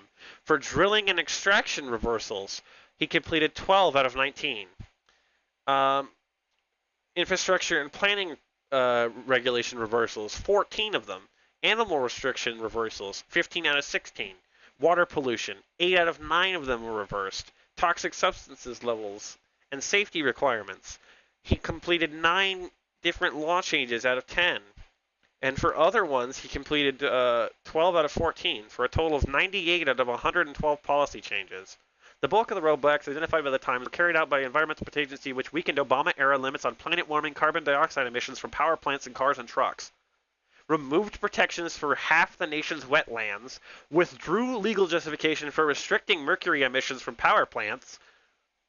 At the same time, the Interior Department worked to open up more land for oil and gas by leasing and limiting wildlife protections and weakening environmental regulations for projects. The Department of Energy loosens efficiency standards for a wide range of products.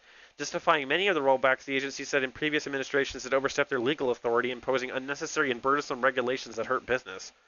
We have fulfilled President Trump's promises to provide certainty for states and tribes and local governments, a spokesperson for the EPA said in a statement to the Times, adding that it was delivering on President Trump's commitment to return its agency to its core mission, providing cleaner air and water to the American people. But environmental groups and legal analysts have said the rollbacks did not serve that mission at all. All told, the Trump administration's deregulatory actions were estimated to significantly increase the greenhouse gas emissions over the next decade and lead to thousands of extra deaths from poor air quality. Many of the rollbacks were challenged in court by states, environmental groups, and others. Some have already been struck down. In the final days of Trump's term, federal appeals court overturned a plan to relax Obama-era restrictions on carbon dioxide emissions from coal and natural gas-burning plants, arguing the agency misinterpreted its obligation under the Clean Air Act to reduce carbon pollution. Jesus Christ. President-elect Biden was, this is an older article, obviously, expected to do several rollbacks, canceling the permit for the controversial Keystone XL pipeline, rejoining the Paris Climate Agreement. That was another one, too, the Paris Climate Agreement. He pulled himself out of that. So by Trump saying that he had the best emissions policies and one had the best clean air and all that other shit, that's a load of absolute bullshit. Top environmental people gave me that statistic just before I walked on the stage, actually. Absolute bullshit. Complete bullshit. I don't know where the hell he's been. Yeah. The idea that anything he said is true. I've passed the most extensive climate change legislation in history. Apparently there was an element to this. Not colleges. Apparently there was a part of this debate that I haven't actually seen, but there was a part where they started going off about, instead of policies, they started talking about their golf game. Yeah, so these are the guys we're going to have president? One of these two? Really? This is the choice?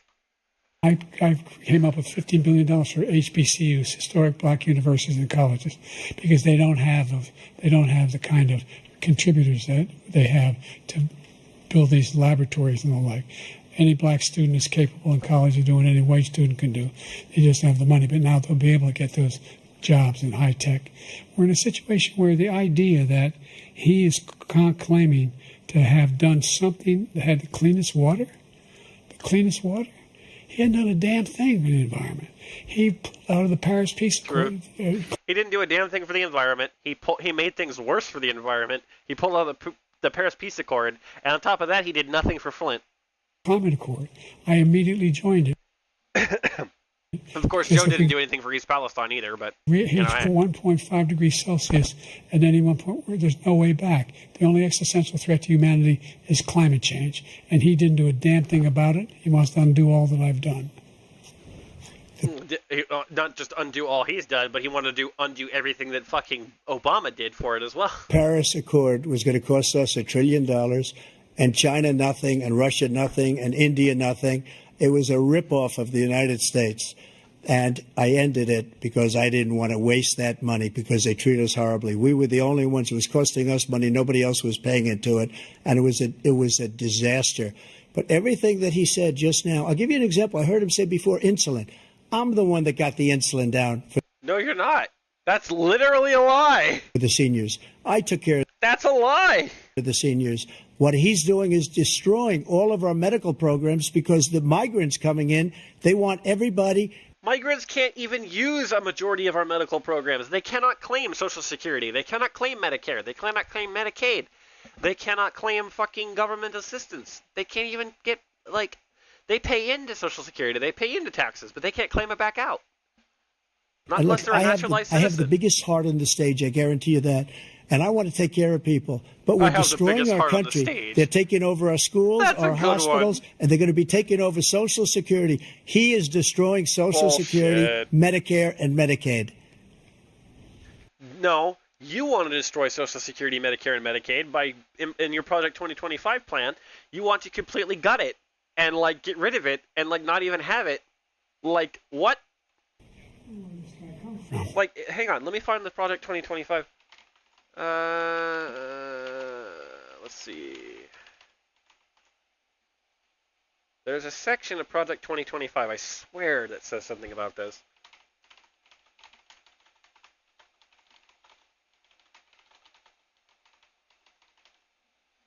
Let me see what he said exactly. Medicare and Medicaid. The idea is that we, in fact, we were the only ones of consequence who were not members of the Paris Accord. How can we do anything if we're not able to, the United States can't get its pollution under control? One of the largest polluters in the world, number one. We're making significant progress. By 2035, we will have cut pollution in half. We have made significant progress, and we're continuing to make progress. Project 2025 includes provisions that would significantly cut Medicaid and Medicare. The plan proposes to convert Medicaid funding to block grants or per capita caps, capping federal contributions regardless of actual costs. This change would result in states receiving less federal funding, shifting a larger financial burden to the states. This would force states to make deep cuts in eligibility, benefits, and provider reimbursement. The Project 2025 plan also aims to establish a more balanced federal Medicaid matching rate, which would likely reduce the current enhanced match rates for lower income states and certain services. By decreasing the federal spending support, they seek to eliminate federal beneficiary protections and requirements, impose work recording requirements, and introduce more stringent eligibility determinations, making it harder for individuals to qualify for Medicaid. Although Medicare cuts are not explicitly detailed in available sources, the overall focus on reducing federal healthcare spending and shifting costs to states indicates potential cuts to various healthcare programs, including Medicare and Medicaid. So Project 2025 does outline some elements of cutting it. So he says that Biden wants to cut it. He wants to fucking cut it. We set up a climate corps for thousands of young people to learn how to deal with climate, just like the Peace Corps. And we're moving in directions that are going to significantly change the elements of cause of pollution. But the idea. And ladies and gentlemen, I do want to specify here, if you want to, feel free to support me by leaving a like on the video, go to subscribing to the channel. I am going to be trying to post some more videos here on political topics and kind of covering some more of the elements of like the debates and like the election, stuff like that. I will be trying to come back and try to talk about some more elements of this as well. If you could leave me a like, that would be fantastic. Helps out the channel, support me. You can also support on Patreon if you wish. The link's in the description. Just going to throw that out there, and we'll get back into the video now. Idea that he claims that he has the biggest heart up here, and he's really concerned about pollution and about climate. Make sure you hit that subscribe button, too, because that really does help me out. I've not seen any indication of that. And by the way, with regard to prescription drugs, one company agreed that they would reduce the price to $35. And this video is probably not going to get monetized, so Patreon might be actually a really good thing for people to support me, considering YouTube's content policies and ad revenue issues. So we'll see. Which I was calling for, one, voluntarily. I made sure every company in the world, every pharmaceutical company, cannot have to pay. Thank you. And by the way, so every day, millions of Americans struggle just to make ends meet. For many, and by the way, they're like, we're just going to not let you finish that. Many older Americans, Social Security provides a critical lifeline. President Biden, if nothing is done to Social Security, seniors will see their benefits cut in just over 10 years. Will you name tonight one specific step that you're willing to take to keep Social Security solvent? Yes, make the very wealthy begin to pay their fair share. Right now, everybody making under $170,000 pays 6% of their income, of their paycheck, every single time they get a paycheck from the time the first one they get when they're 18 years old. The idea that they're going to, I'm proposing that everybody, the millionaires pay 1%. So no one I would not raise the cost of Social Security for anybody under $400,000. After that, I began to make the wealthy begin to pay their fair share by increasing from 1% beyond to be able to guarantee the program for life. So you still have 82 seconds left. Are there any other measures that you think that would be able to help keep Social Security solvent, or is that one enough? Well, no, that one enough will keep it solvent, but the biggest thing I'll do, why the fuck does a millionaire only pay 1% into their Social Security, by the way? They should pay, like, significantly more. Defeat this man because he wants to get rid of Social Security. The fact he thinks there's plenty to cut in Social Security. The fact that an average worker has to pay 6% of their income into Social Security, but a fucking member of the elite only has to pay 1% of their income is ridiculous, considering the fact that the elites also have the money to fucking have their retirement and they don't need Social Security. He's wanting to cut Social Security and Medicare. both times. And and if you look at the program put forward by the House Republican caucus that I believe supports, is in fact want to cut it as well. The idea that we don't need to protect our seniors. Honestly, if we make it 10 years, I'd be surprised. Is ridiculous. And by the way, the American public has greater health care coverage today than ever before. And on the ACA, as I said, you're in a circumstance where 400,000 people, 40 million people would not have insurance because they have a pre-existing condition. Only thing that allows them to have that insurance is the fact that they, in fact, are part of the ACA. And by the way, the other thing is, we're in a situation where we talk about education for black communities. I've raised the amount of money for Pell Grants by another $8,000. So anybody making under $70,000 a year is going to be able to get $15,000 toward their tuition. He just doesn't know what he's talking about. Thank you, President Biden. President Trump. So I've dealt with politicians all my life. I've been on this side of the equation for the last 8 years. I've never seen anybody lie like this guy. He lies. Bro, if anyone's fucking lying here, it's you, asshole. I've never seen it. He could look you in I've never seen you lie like that. Face. You could look somebody right in the face and lie to their face, because you do it every fucking day, asshole. So many other things, too. And we mentioned the laptop. We mentioned Russia, Ukraine. Everything he does is a lie. It's misinformation and disinformation. The losers and suckers story that he made up is a total lie on the military. It's a disgrace. But Social Security, he's destroying it because millions of people are pouring. How is he destroying Social Security? He hasn't done shit. The only one who's trying to destroy Social Security is the fucking Republican Party because they want to cut spending. Into our country, and they're putting them onto Social Security. They're putting them onto Medicare. Fucking immigrants can't even get on Social Security. This is a lie. They're putting them in our hospitals. They're taking the place of our citizens. Going into our hospitals? Bro, does you think that, like, the hospitals are a for-profit entity? What are you talking about? Who cares if the immigrants are going into the hospitals? If they have the money to pay for it, what does it matter? What they're doing to the VA. I mean, I guess if you could argue that, they don't necessarily have the money to pay for it and they just put it on debt, well, that's not really, like, any different than an American doing it. To our veterans is unbelievable. Our veterans are living in the street, and these people are living in luxury hotels. A majority of the people, he doesn't know what. A majority of the people seem to be very,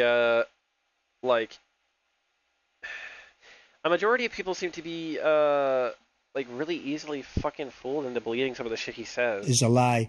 It's misinformation and disinformation.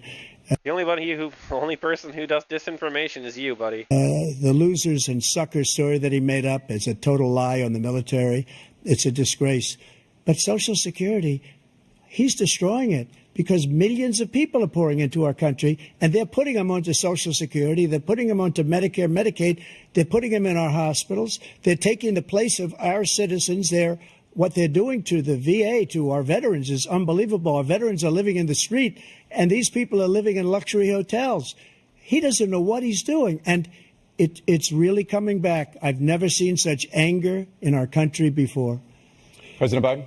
The idea that veterans are not being taken care of, I told you before. And by the way, when I said suckers and losers, he acknowledged after that he fired that general. That general got fired because he's the one that acknowledged that that's what he said. He was the one standing with Trump when he said it, number one. Number two, the idea that we're going to be in a situation where all these millions and millions, the way he talks about it, illegal aliens are coming into the country and taking away our jobs. There's a reason why we have the fastest growing economy in the world. What? The reason why we have the most successful economy in the world. We're doing better than any other nation in the world.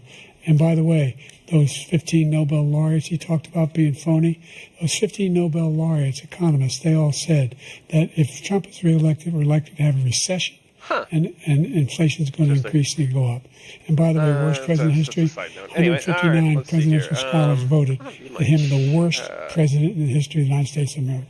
President Biden, thank you so much. Let's turn to the cost of child care, which many American families struggle to afford. President Trump, both you and President Biden have tried to address this issue. But the average cost of child care in this country has risen to more than $11,000 a year per child. For many families, the cost of child care for 2 children is more than their rent. In your second term, what would you do to make child care more affordable? Just to go back, the general got... See, this is what he's doing this shit again. He's fucking doing that again. Child care more affordable. Answer the fucking question. Just to go back, the general got fired because he was no good. Like, here, and if he said that, that's why he go back. I'm just going to let you listen to this. I'm just going to let you listen. You listen to him talk and see what I mean. Like, this is insane how he does this. The general got fired because he was no good. And if he said that, that's why he made it up. But we have 19 people that said I didn't say it, and they're very highly respected, much more so than him. The other thing is, he doesn't fire people. He never fired people. I've never seen him fire anybody. The question was about children and, like, childcare. Where is this going? I did fire a lot. I fired Comey because he was no good. I fired a lot of the top people at the FBI, drained the swamp. They were no good. Not easy to fire people. You'd pay a price for it, but they were no good. I inherited these people. I didn't put them there. I didn't put Comey there. He was no good. I fired him. This guy hasn't fired anybody. He never fires. He should have fired every military. Okay, while I do agree that he has, like, Biden does have a couple advisors he should fire, like his fucking health advisor, the lady who's running the CDC right now is an absolute psychopath. She is completely complacent with allowing fucking COVID to just be, like, ripping through fucking people and killing people and, like, disabling and shit. So that is one element I wish that he would actually work on, is fucking getting his public health people in order. But anyway. Man that was involved with that the Afghanistan horror show, the most embarrassing moment in the history of our country. He didn't fire. Did you fire anybody? Did you fire anybody that's on the border that's allowed us to have the worst border in the history of the... Honestly, it's like a boxing ring, though. He just keeps fucking, like, back and forth, just keeps fucking going for him, man. He can't resist. World, did anybody get fired for allowing 18 million people, many from prisons, many from mental institutions? Did you fire anybody that allowed our country to be destroyed? Joe, our country is... So I love how he says the country's been destroyed. So is he, like, subtly accepting the element that he also did some elements of destroying the country? Because he was president for 4 years before Biden. So unless he's just trying to, like, completely say the fact that, oh, well, Biden destroyed the country in 4 years completely, which he didn't, but okay. Is being destroyed as you and I sit up here. This is also more fascist rhetoric. Oh, the country's being destroyed. They're poisoning the blood of our nation. They're destroying our beautiful nation. We will bring it back to the glory, you know, all that kind of shit. And waste a lot of time on this debate. This shouldn't be a debate. He is the worst president. He just said about me because I said it. But look, he's the worst president in the history of our country. He's destroyed our country. Worst president in the history of our country is right here, actually. Now all of a sudden he's trying to get a little tough on the border. He came out with a nothing deal. A deal that was actually pretty decent that you didn't want because it would affect your political gains, but and it reduced it a little bit, like this much. It's insignificant. He wants open borders. He wants our country.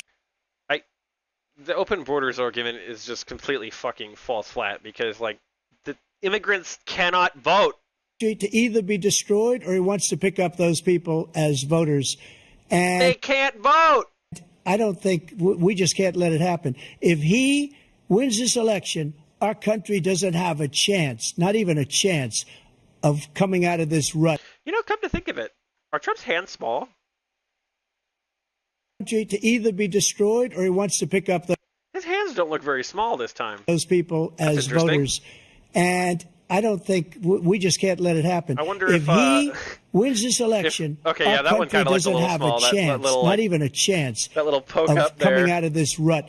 We probably won't have a country left anymore. That's how bad it is. He is the worst in history by far. Thank you, President Trump. President Biden? We are the most admired country in the world. We're the United States of America. Okay, I don't know about admired. Maybe hated, but not admired. Beyond our capacity. We have the finest military in the history of the world. The finest in the history of the world. No one thinks we're weak. No one. wants to screw around with us. Nobody. Number one. Number two, the idea that... I think one of his staffers tweeted that line afterward. We're talking about worst presidents. I wasn't joking. Look it up or go online. 159 or 58, don't hold me the exact number, presidential historians, they've had meetings and they voted who's the worst president in American history. Best to worst. They said he was the worst in all of American history. That's a fact. That's not conjecture. He can argue they're wrong, but that's what they voted. The idea that he is doing anything to deal with child care, he did virtually nothing. Apparently, James Buchanan was considered the worst president in history. So, I mean, I wouldn't be surprised if Trump's pretty high on that list, but I don't think he's number one, per se. He did a pretty fucking poor job, though, I will say. Like, he kind of fucked up a lot, and I don't know. I don't know exactly what number he is on that list. Let's see. I'm getting mixed results here.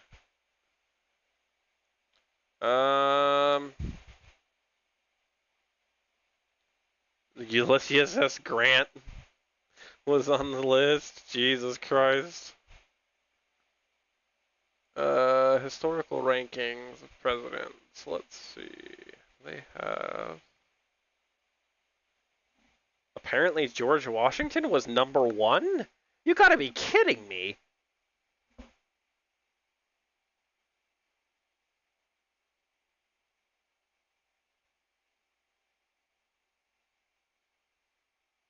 Oh, okay, no, I did actually literally just arranged it by, like, presidential, like, order, not by rating. Why? Okay. What would be the, where the hell's the thing? It doesn't have a graph.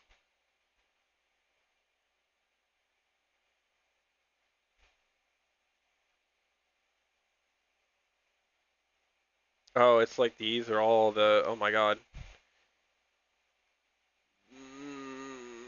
Could they, like, sort it in a manner that's not terrible? Because these are kind of crap. These graphs are like, it's like it has the list of all the presidents in order, and then it has like these fucking subsections of all these different numbers of all their different ratings. I'm like, why didn't they just arrange them by like by popularity or by like reception or something? It's kind of weird. Dead last as worst president ever in history. Yeah, well, where's the actual proof of that? There isn't any like official statement regarding that, so I'm not gonna say that that's true. Childcare. We should. I mean, it's also a pretty subjective consideration as well. I wouldn't necessarily say he could be like the only terrible president we've had. Childcare tax credit. One of many. We should significantly increase the availability of women and men or single parents to be able to go back to work, and we should encourage businesses to have. Thank you, President Biden. President Trump, the question was about what would you do to make child care more affordable, if you want to take your minute. Just so you understand, we have polling, we have other things. If you want to take your minute on answering the question, not taking a minute to fucking debate against him again. First, because what he's done is so bad. Even Biden's like, come on, man. And they rate me, I'll show you, I will show you, and they rate me one of the best, okay? And if I'm given another 4 years, I will be the best. I think I'll be the best. I'm going to be the very best, like no one ever was.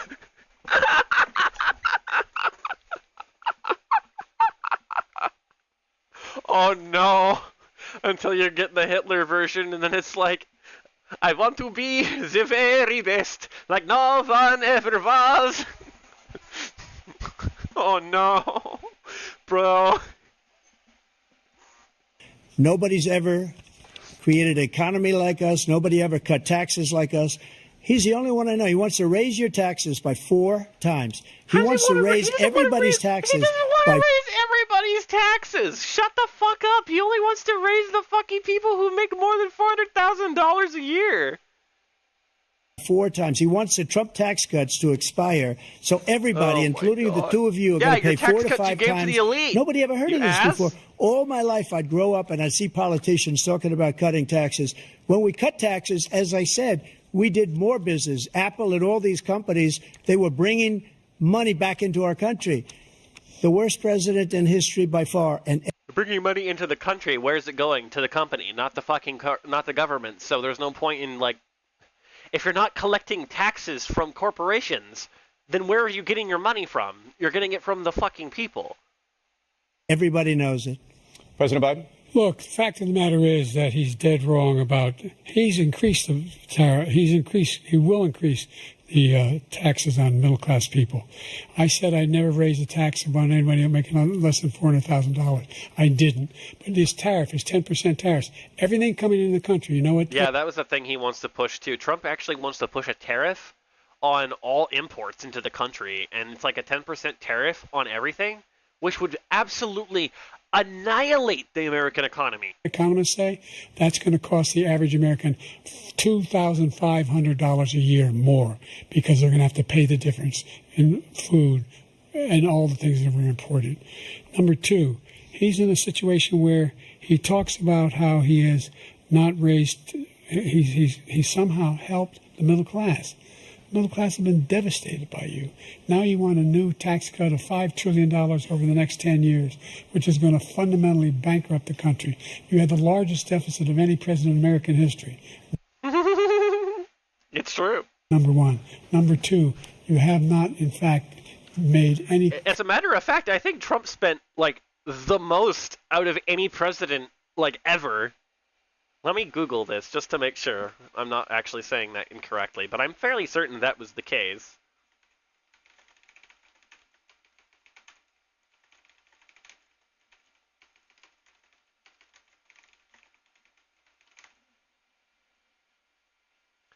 Donald Trump built a national debt bill so big, even before the pandemic, it will weigh down the economy for years. The king of debt promised to reduce the national debt, then his tax cuts made it surge. Add in the pandemic, and he oversaw the third biggest deficit increase of any president. Jesus Christ. The deficit raised by $7.8 trillion while he was in office. Bro, and he says that he fucking helped the economy?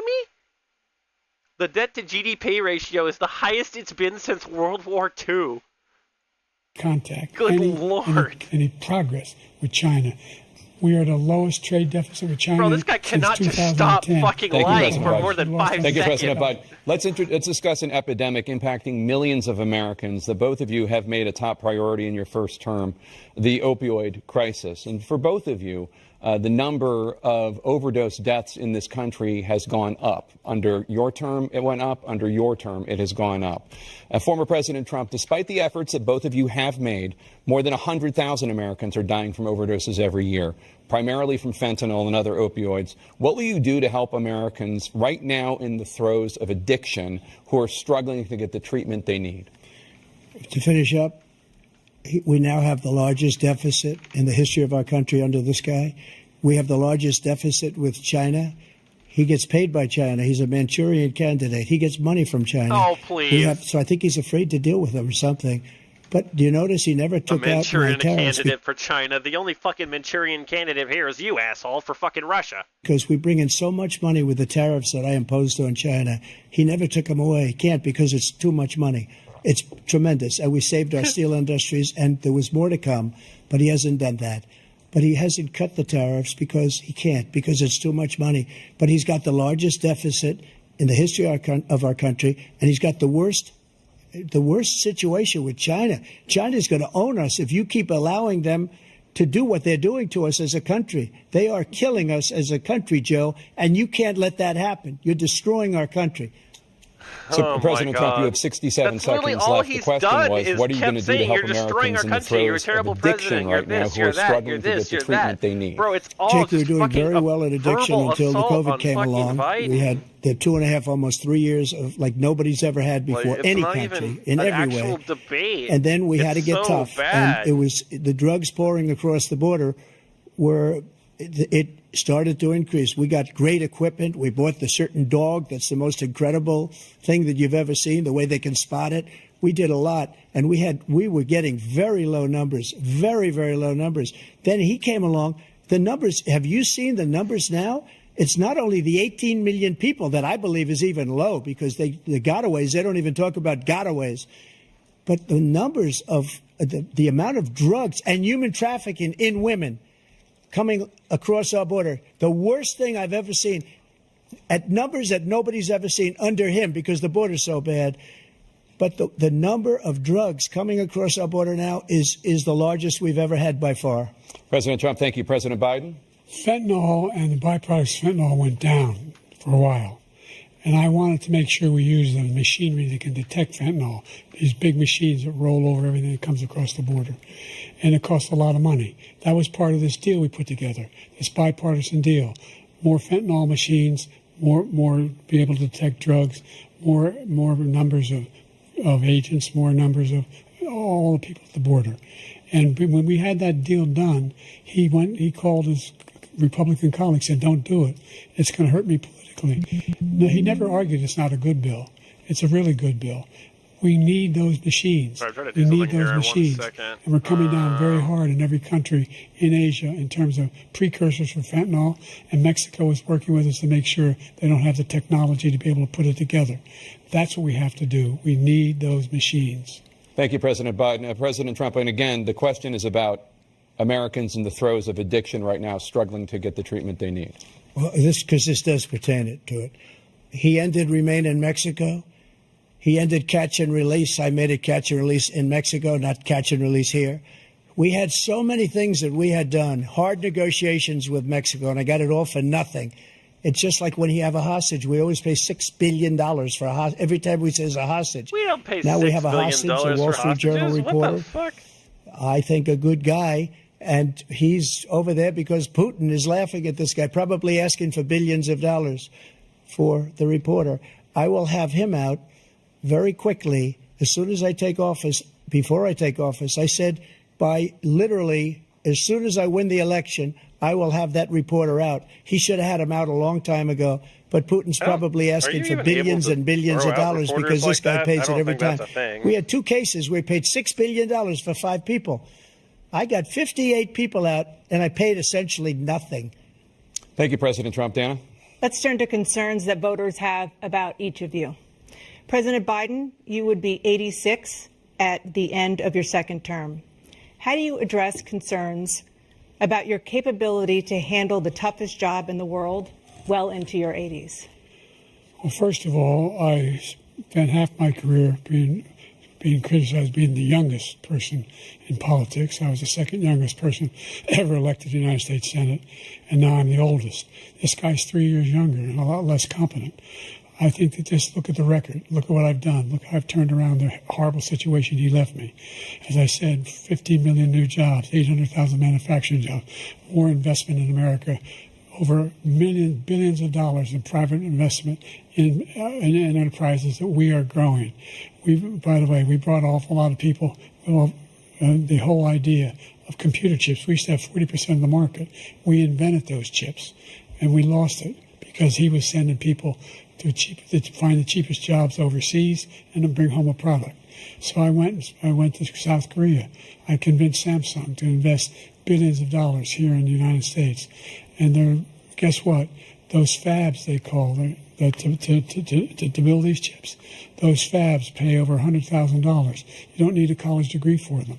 And there's billions, about $40 billion already being invested and being built right now in the United States, creating significant jobs for Americans from all over the world. President Biden, you have 40 seconds left. Would you like to add anything? Yeah, I would. Apparently the Democrats are saying that Biden's performance was horrible and that they're considering, they want to, some of them are like, oh, yeah, let's, replace him with another candidate. It's like, what? But Joe Biden's job was to reassure them tonight. His job was to calm his party, to make them feel that, yes, I can do this. I have 4 more years in me. I have the ability and the stamina and the strength to do 4 more years. He did not do that. He did the opposite of that. Yikes. He made them more. And with friends like these, boy. Yeah, the Dems are like, bro, they're fucking eating him like a fucking... They're eating him like a fucking, like chum. Like a fish to a chum, bruh. Jesus Christ. Yeah, I know. Palestinian was used as a slur against the person funding and enabling the genocide of the Palestinian people. Yeah, that's a good one. Fuck. Honestly, it's just what the fuck? Oh my god. Yeah, and that was another thing. Everybody was talking about how apparently Biden went to this debate with a cold, but like I think it might be COVID. I think I mentioned this earlier though a little bit, so that might be a thing I'll just kind of leave for others to mention here.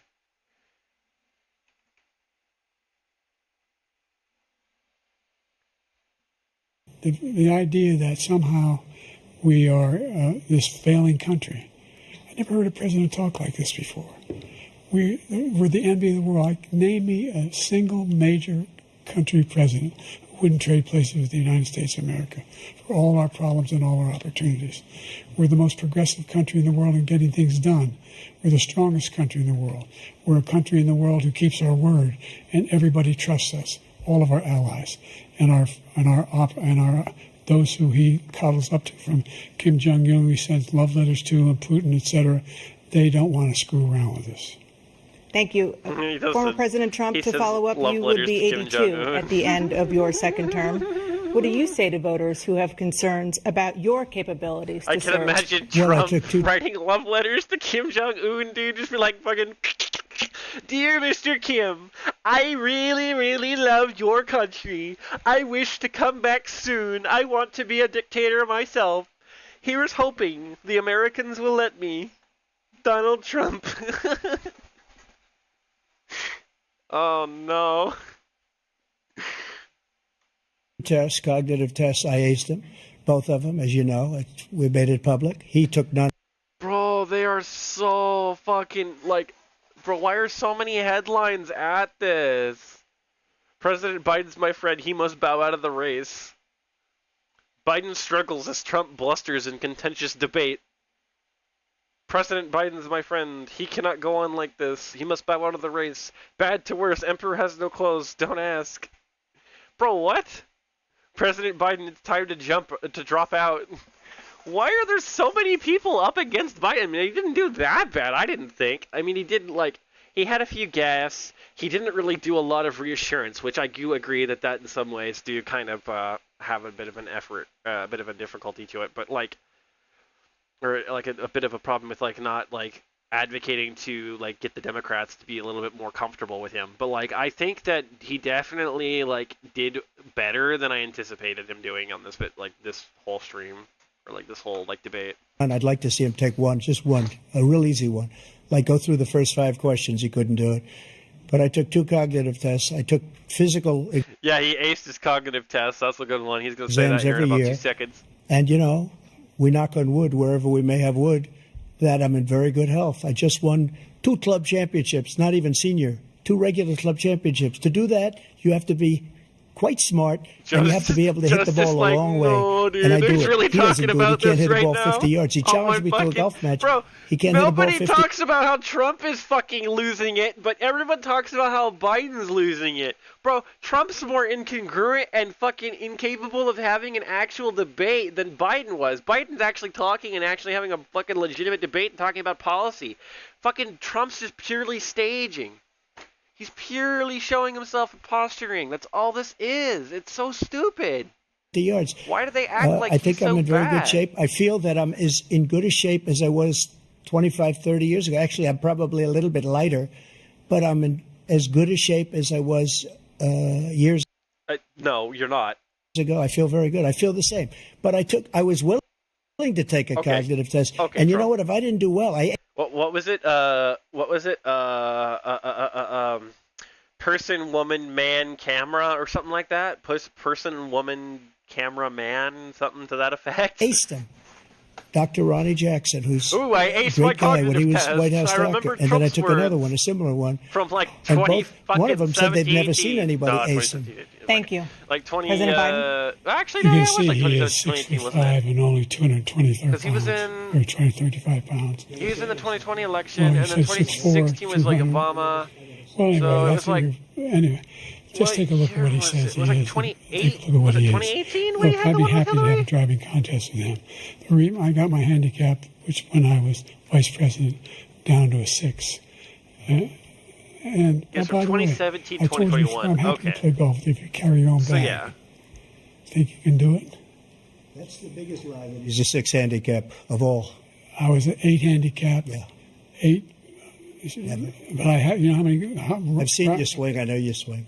Okay, let's not act like children. President Trump, we're going to turn Let's not act like children. You to are a a child. specific concern. Let's not act like children, Joe. Let's not act like children. You are a child. That voters have He's about not you. wrong. Will you pledge tonight that once all legal challenges have been exhausted, that you will accept the results of this election, regardless Yeah, he'll accept the results of the election. My of who fucking wins? ass he And will. you will say right now that political violence in any form is unacceptable?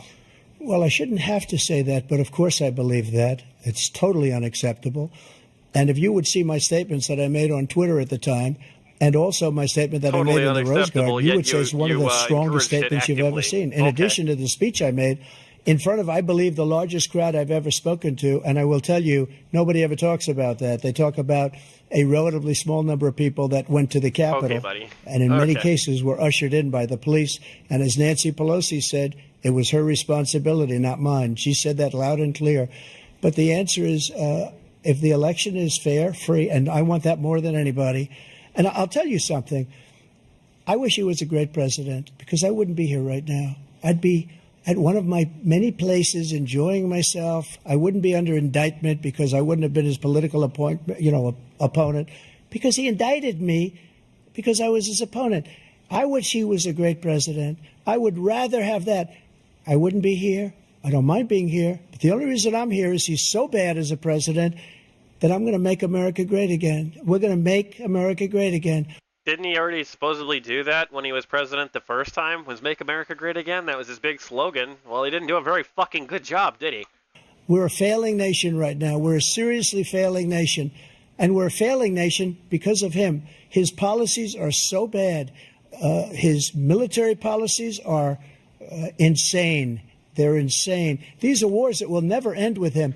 He will drive us into World War III, and we're closer to World War III than anybody can imagine. We are very, very close to World War III, and he's driving us there. And Kim Jong-un and President Xi of China, Kim Jong-un of North Korea, all of these, Putin, they don't respect him. They don't fear him. They have nothing going with this gentleman, and he's going to drive us into World War III. You want a World War III, let him follow and win, and let Putin say, do what you want, NATO. Just do what you want. There's a thing called Article 5. An attack on one is an attack on all, and required response. I really fucking hope that they do not make fucking Newsom the candidate. I don't even know if they can, because he's the governor right now, but like, I don't know. Newsom's like going to be the next Democratic nominee? No, our nominee is Joe Biden. I'm looking forward to voting for him in November. He's going to be our nominee. Because you know that everyone are talking about you as a possible nominee now. Thanks. Are you enjoying it? We're going up here? Thanks, yes. Are you going to be the next? Are you enjoying it? Does it give now?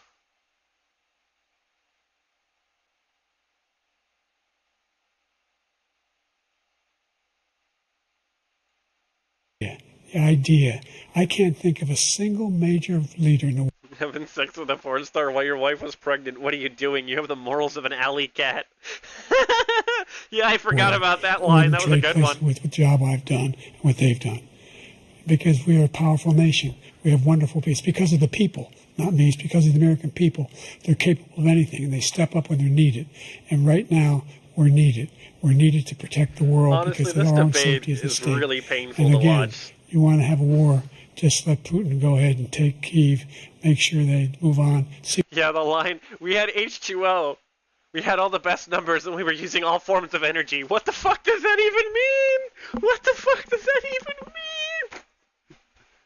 And then if I'm reelected, I'm going to restore Roe v. Wade.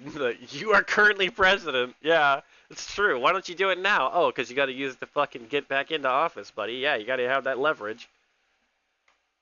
See what happens in Poland, Hungary, God, I hate and other politicians places so along much that sometimes. border. Then you have a war. President Trump, as I come back to you for a follow-up, the question was, will you accept the results of this election, regardless of who wins? Just to finish what he said, if I might, Russia, they took a lot of land from Bush. They took a lot of land from Obama and Biden. Russia they didn't took no take land, any nothing land from Bush. From Trump, nothing. He knew not to do it. He's not going to play games with me. He knew that. I got along with him very well, but he knew not to play games. He took nothing from me. Oh, we had Georgia. But now he's going to take the whole thing from this man right here. The Russo-Georgian war. That's a war that should have never started. It would have never started ever with me. And he's going to take Ukraine. Huh. And, you know, you asked me a question before, would you do this? He's got us in such a bad position right now with Ukraine and Russia because Ukraine's not winning that war. He said, I will never settle until such time. Not winning that war. Bruh, come on.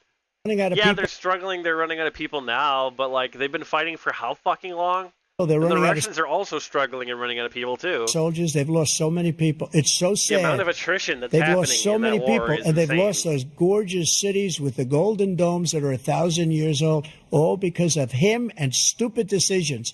Russia would have never attacked if I were President president. Trump, the question was, will you accept the results of the election, regardless of who wins? Yes or no, please. If it's a fair and legal and good election, absolutely. I would have much rather accepted these, but the fraud and everything else was ridiculous. And if you want, we'll have a news conference on it in a week, or we'll have another one of these in a week. But I will absolutely, there's nothing I'd rather do. It would be much easier for me to do that than I'm running again. I wasn't really going to run until I saw the horrible job he did. He's destroying our country. I would be very happy to be someplace else in a nice location. I want to hear. We're going to beat this guy. We need, except he's just a liar. Look, folks, what's going to happen over the next couple of days is they're going to be out there fact checking all the things he said. I can't think of one thing he said that was true. No, I'm not being facetious. But look, we're going to beat this guy. We need to beat this guy. And I need you in order to beat him. You're the people I'm running for. Honestly, why didn't he bring that energy to the fucking debate, bruh? Someplace. Yeah, behind every issue, according to Trump, is a migrant. Yep. Schrodinger's migrant, constantly taking all the jobs while also simultaneously taking all the welfare. Yep, pretty much accurate. And again, no indictments, no political opponent stuff, because it's the only way he thinks he can win. But unfortunately, it's driven up my numbers and driven them up to a very high level because the people understand it. Well, let's see what your numbers are when this election is over. Let's see. You're a whiner. When you lost the first time, you continued, you appealed and appealed to courts all across the country. Not one single court in America said any of your claims had any merit, state or local, none. But you continue to provoke this lie about somehow there's all this misrepresentation, all this stealing. There is no evidence of that at all. And I tell you what, I doubt whether you'll accept it because you're such a whiner. The idea if you lose again, you're accepting anything, you can't stand the loss. Something snapped in you when you lost the last time. We'll be right back with more from the CNN presidential debate, live from Georgia. Alrighty, I think that's probably where I'm going to go ahead and leave it off here. I think we've been going for quite a while now, and I don't think there's really a lot more to cover here. It's kind of just repeating some of the similar points. I think to thank you all for watching, though, and I will try to make some more videos on political topics here and try to promote a little bit more on that element because I would like to bring some more content back to my channel and open up things a little bit and bring some more content for you guys just to be able to enjoy. And I think that politics might be a good branching off point for me. I was doing a lot of technical stuff, like IT related stuff and like antivirus reviews on this channel for the longest time, but that's kind of been difficult because there have been a lot of changes in the way antivirus software works and like other elements of that. There have been a few YouTubers who have been posting here, like Eric Parker for one. He's got some pretty good like tech-related content, so if you want to check out him, that would be probably a good idea. He's got some good like more modern stuff about like Windows and like malware and stuff like that. So if you're interested in that kind of thing, check out him. I might also try to post some more stuff like that, depending on how things go, depending on what I can come up with for ideas. If you guys have any ideas for videos, please feel free to let me know. Leave them in the comments. I'll read your comments and see what I can do. But I'd like to thank you all for watching this video about the 2024 presidential debate. And feel free to leave your comments down below about what you think about the debate. What do you think about Trump? What do you think about Biden? What do you think about the debate? What do you think about the future of the country? What do you think is going to go on? I'd like to hear your thoughts. So, yeah, let's go ahead and get everything ended down here, and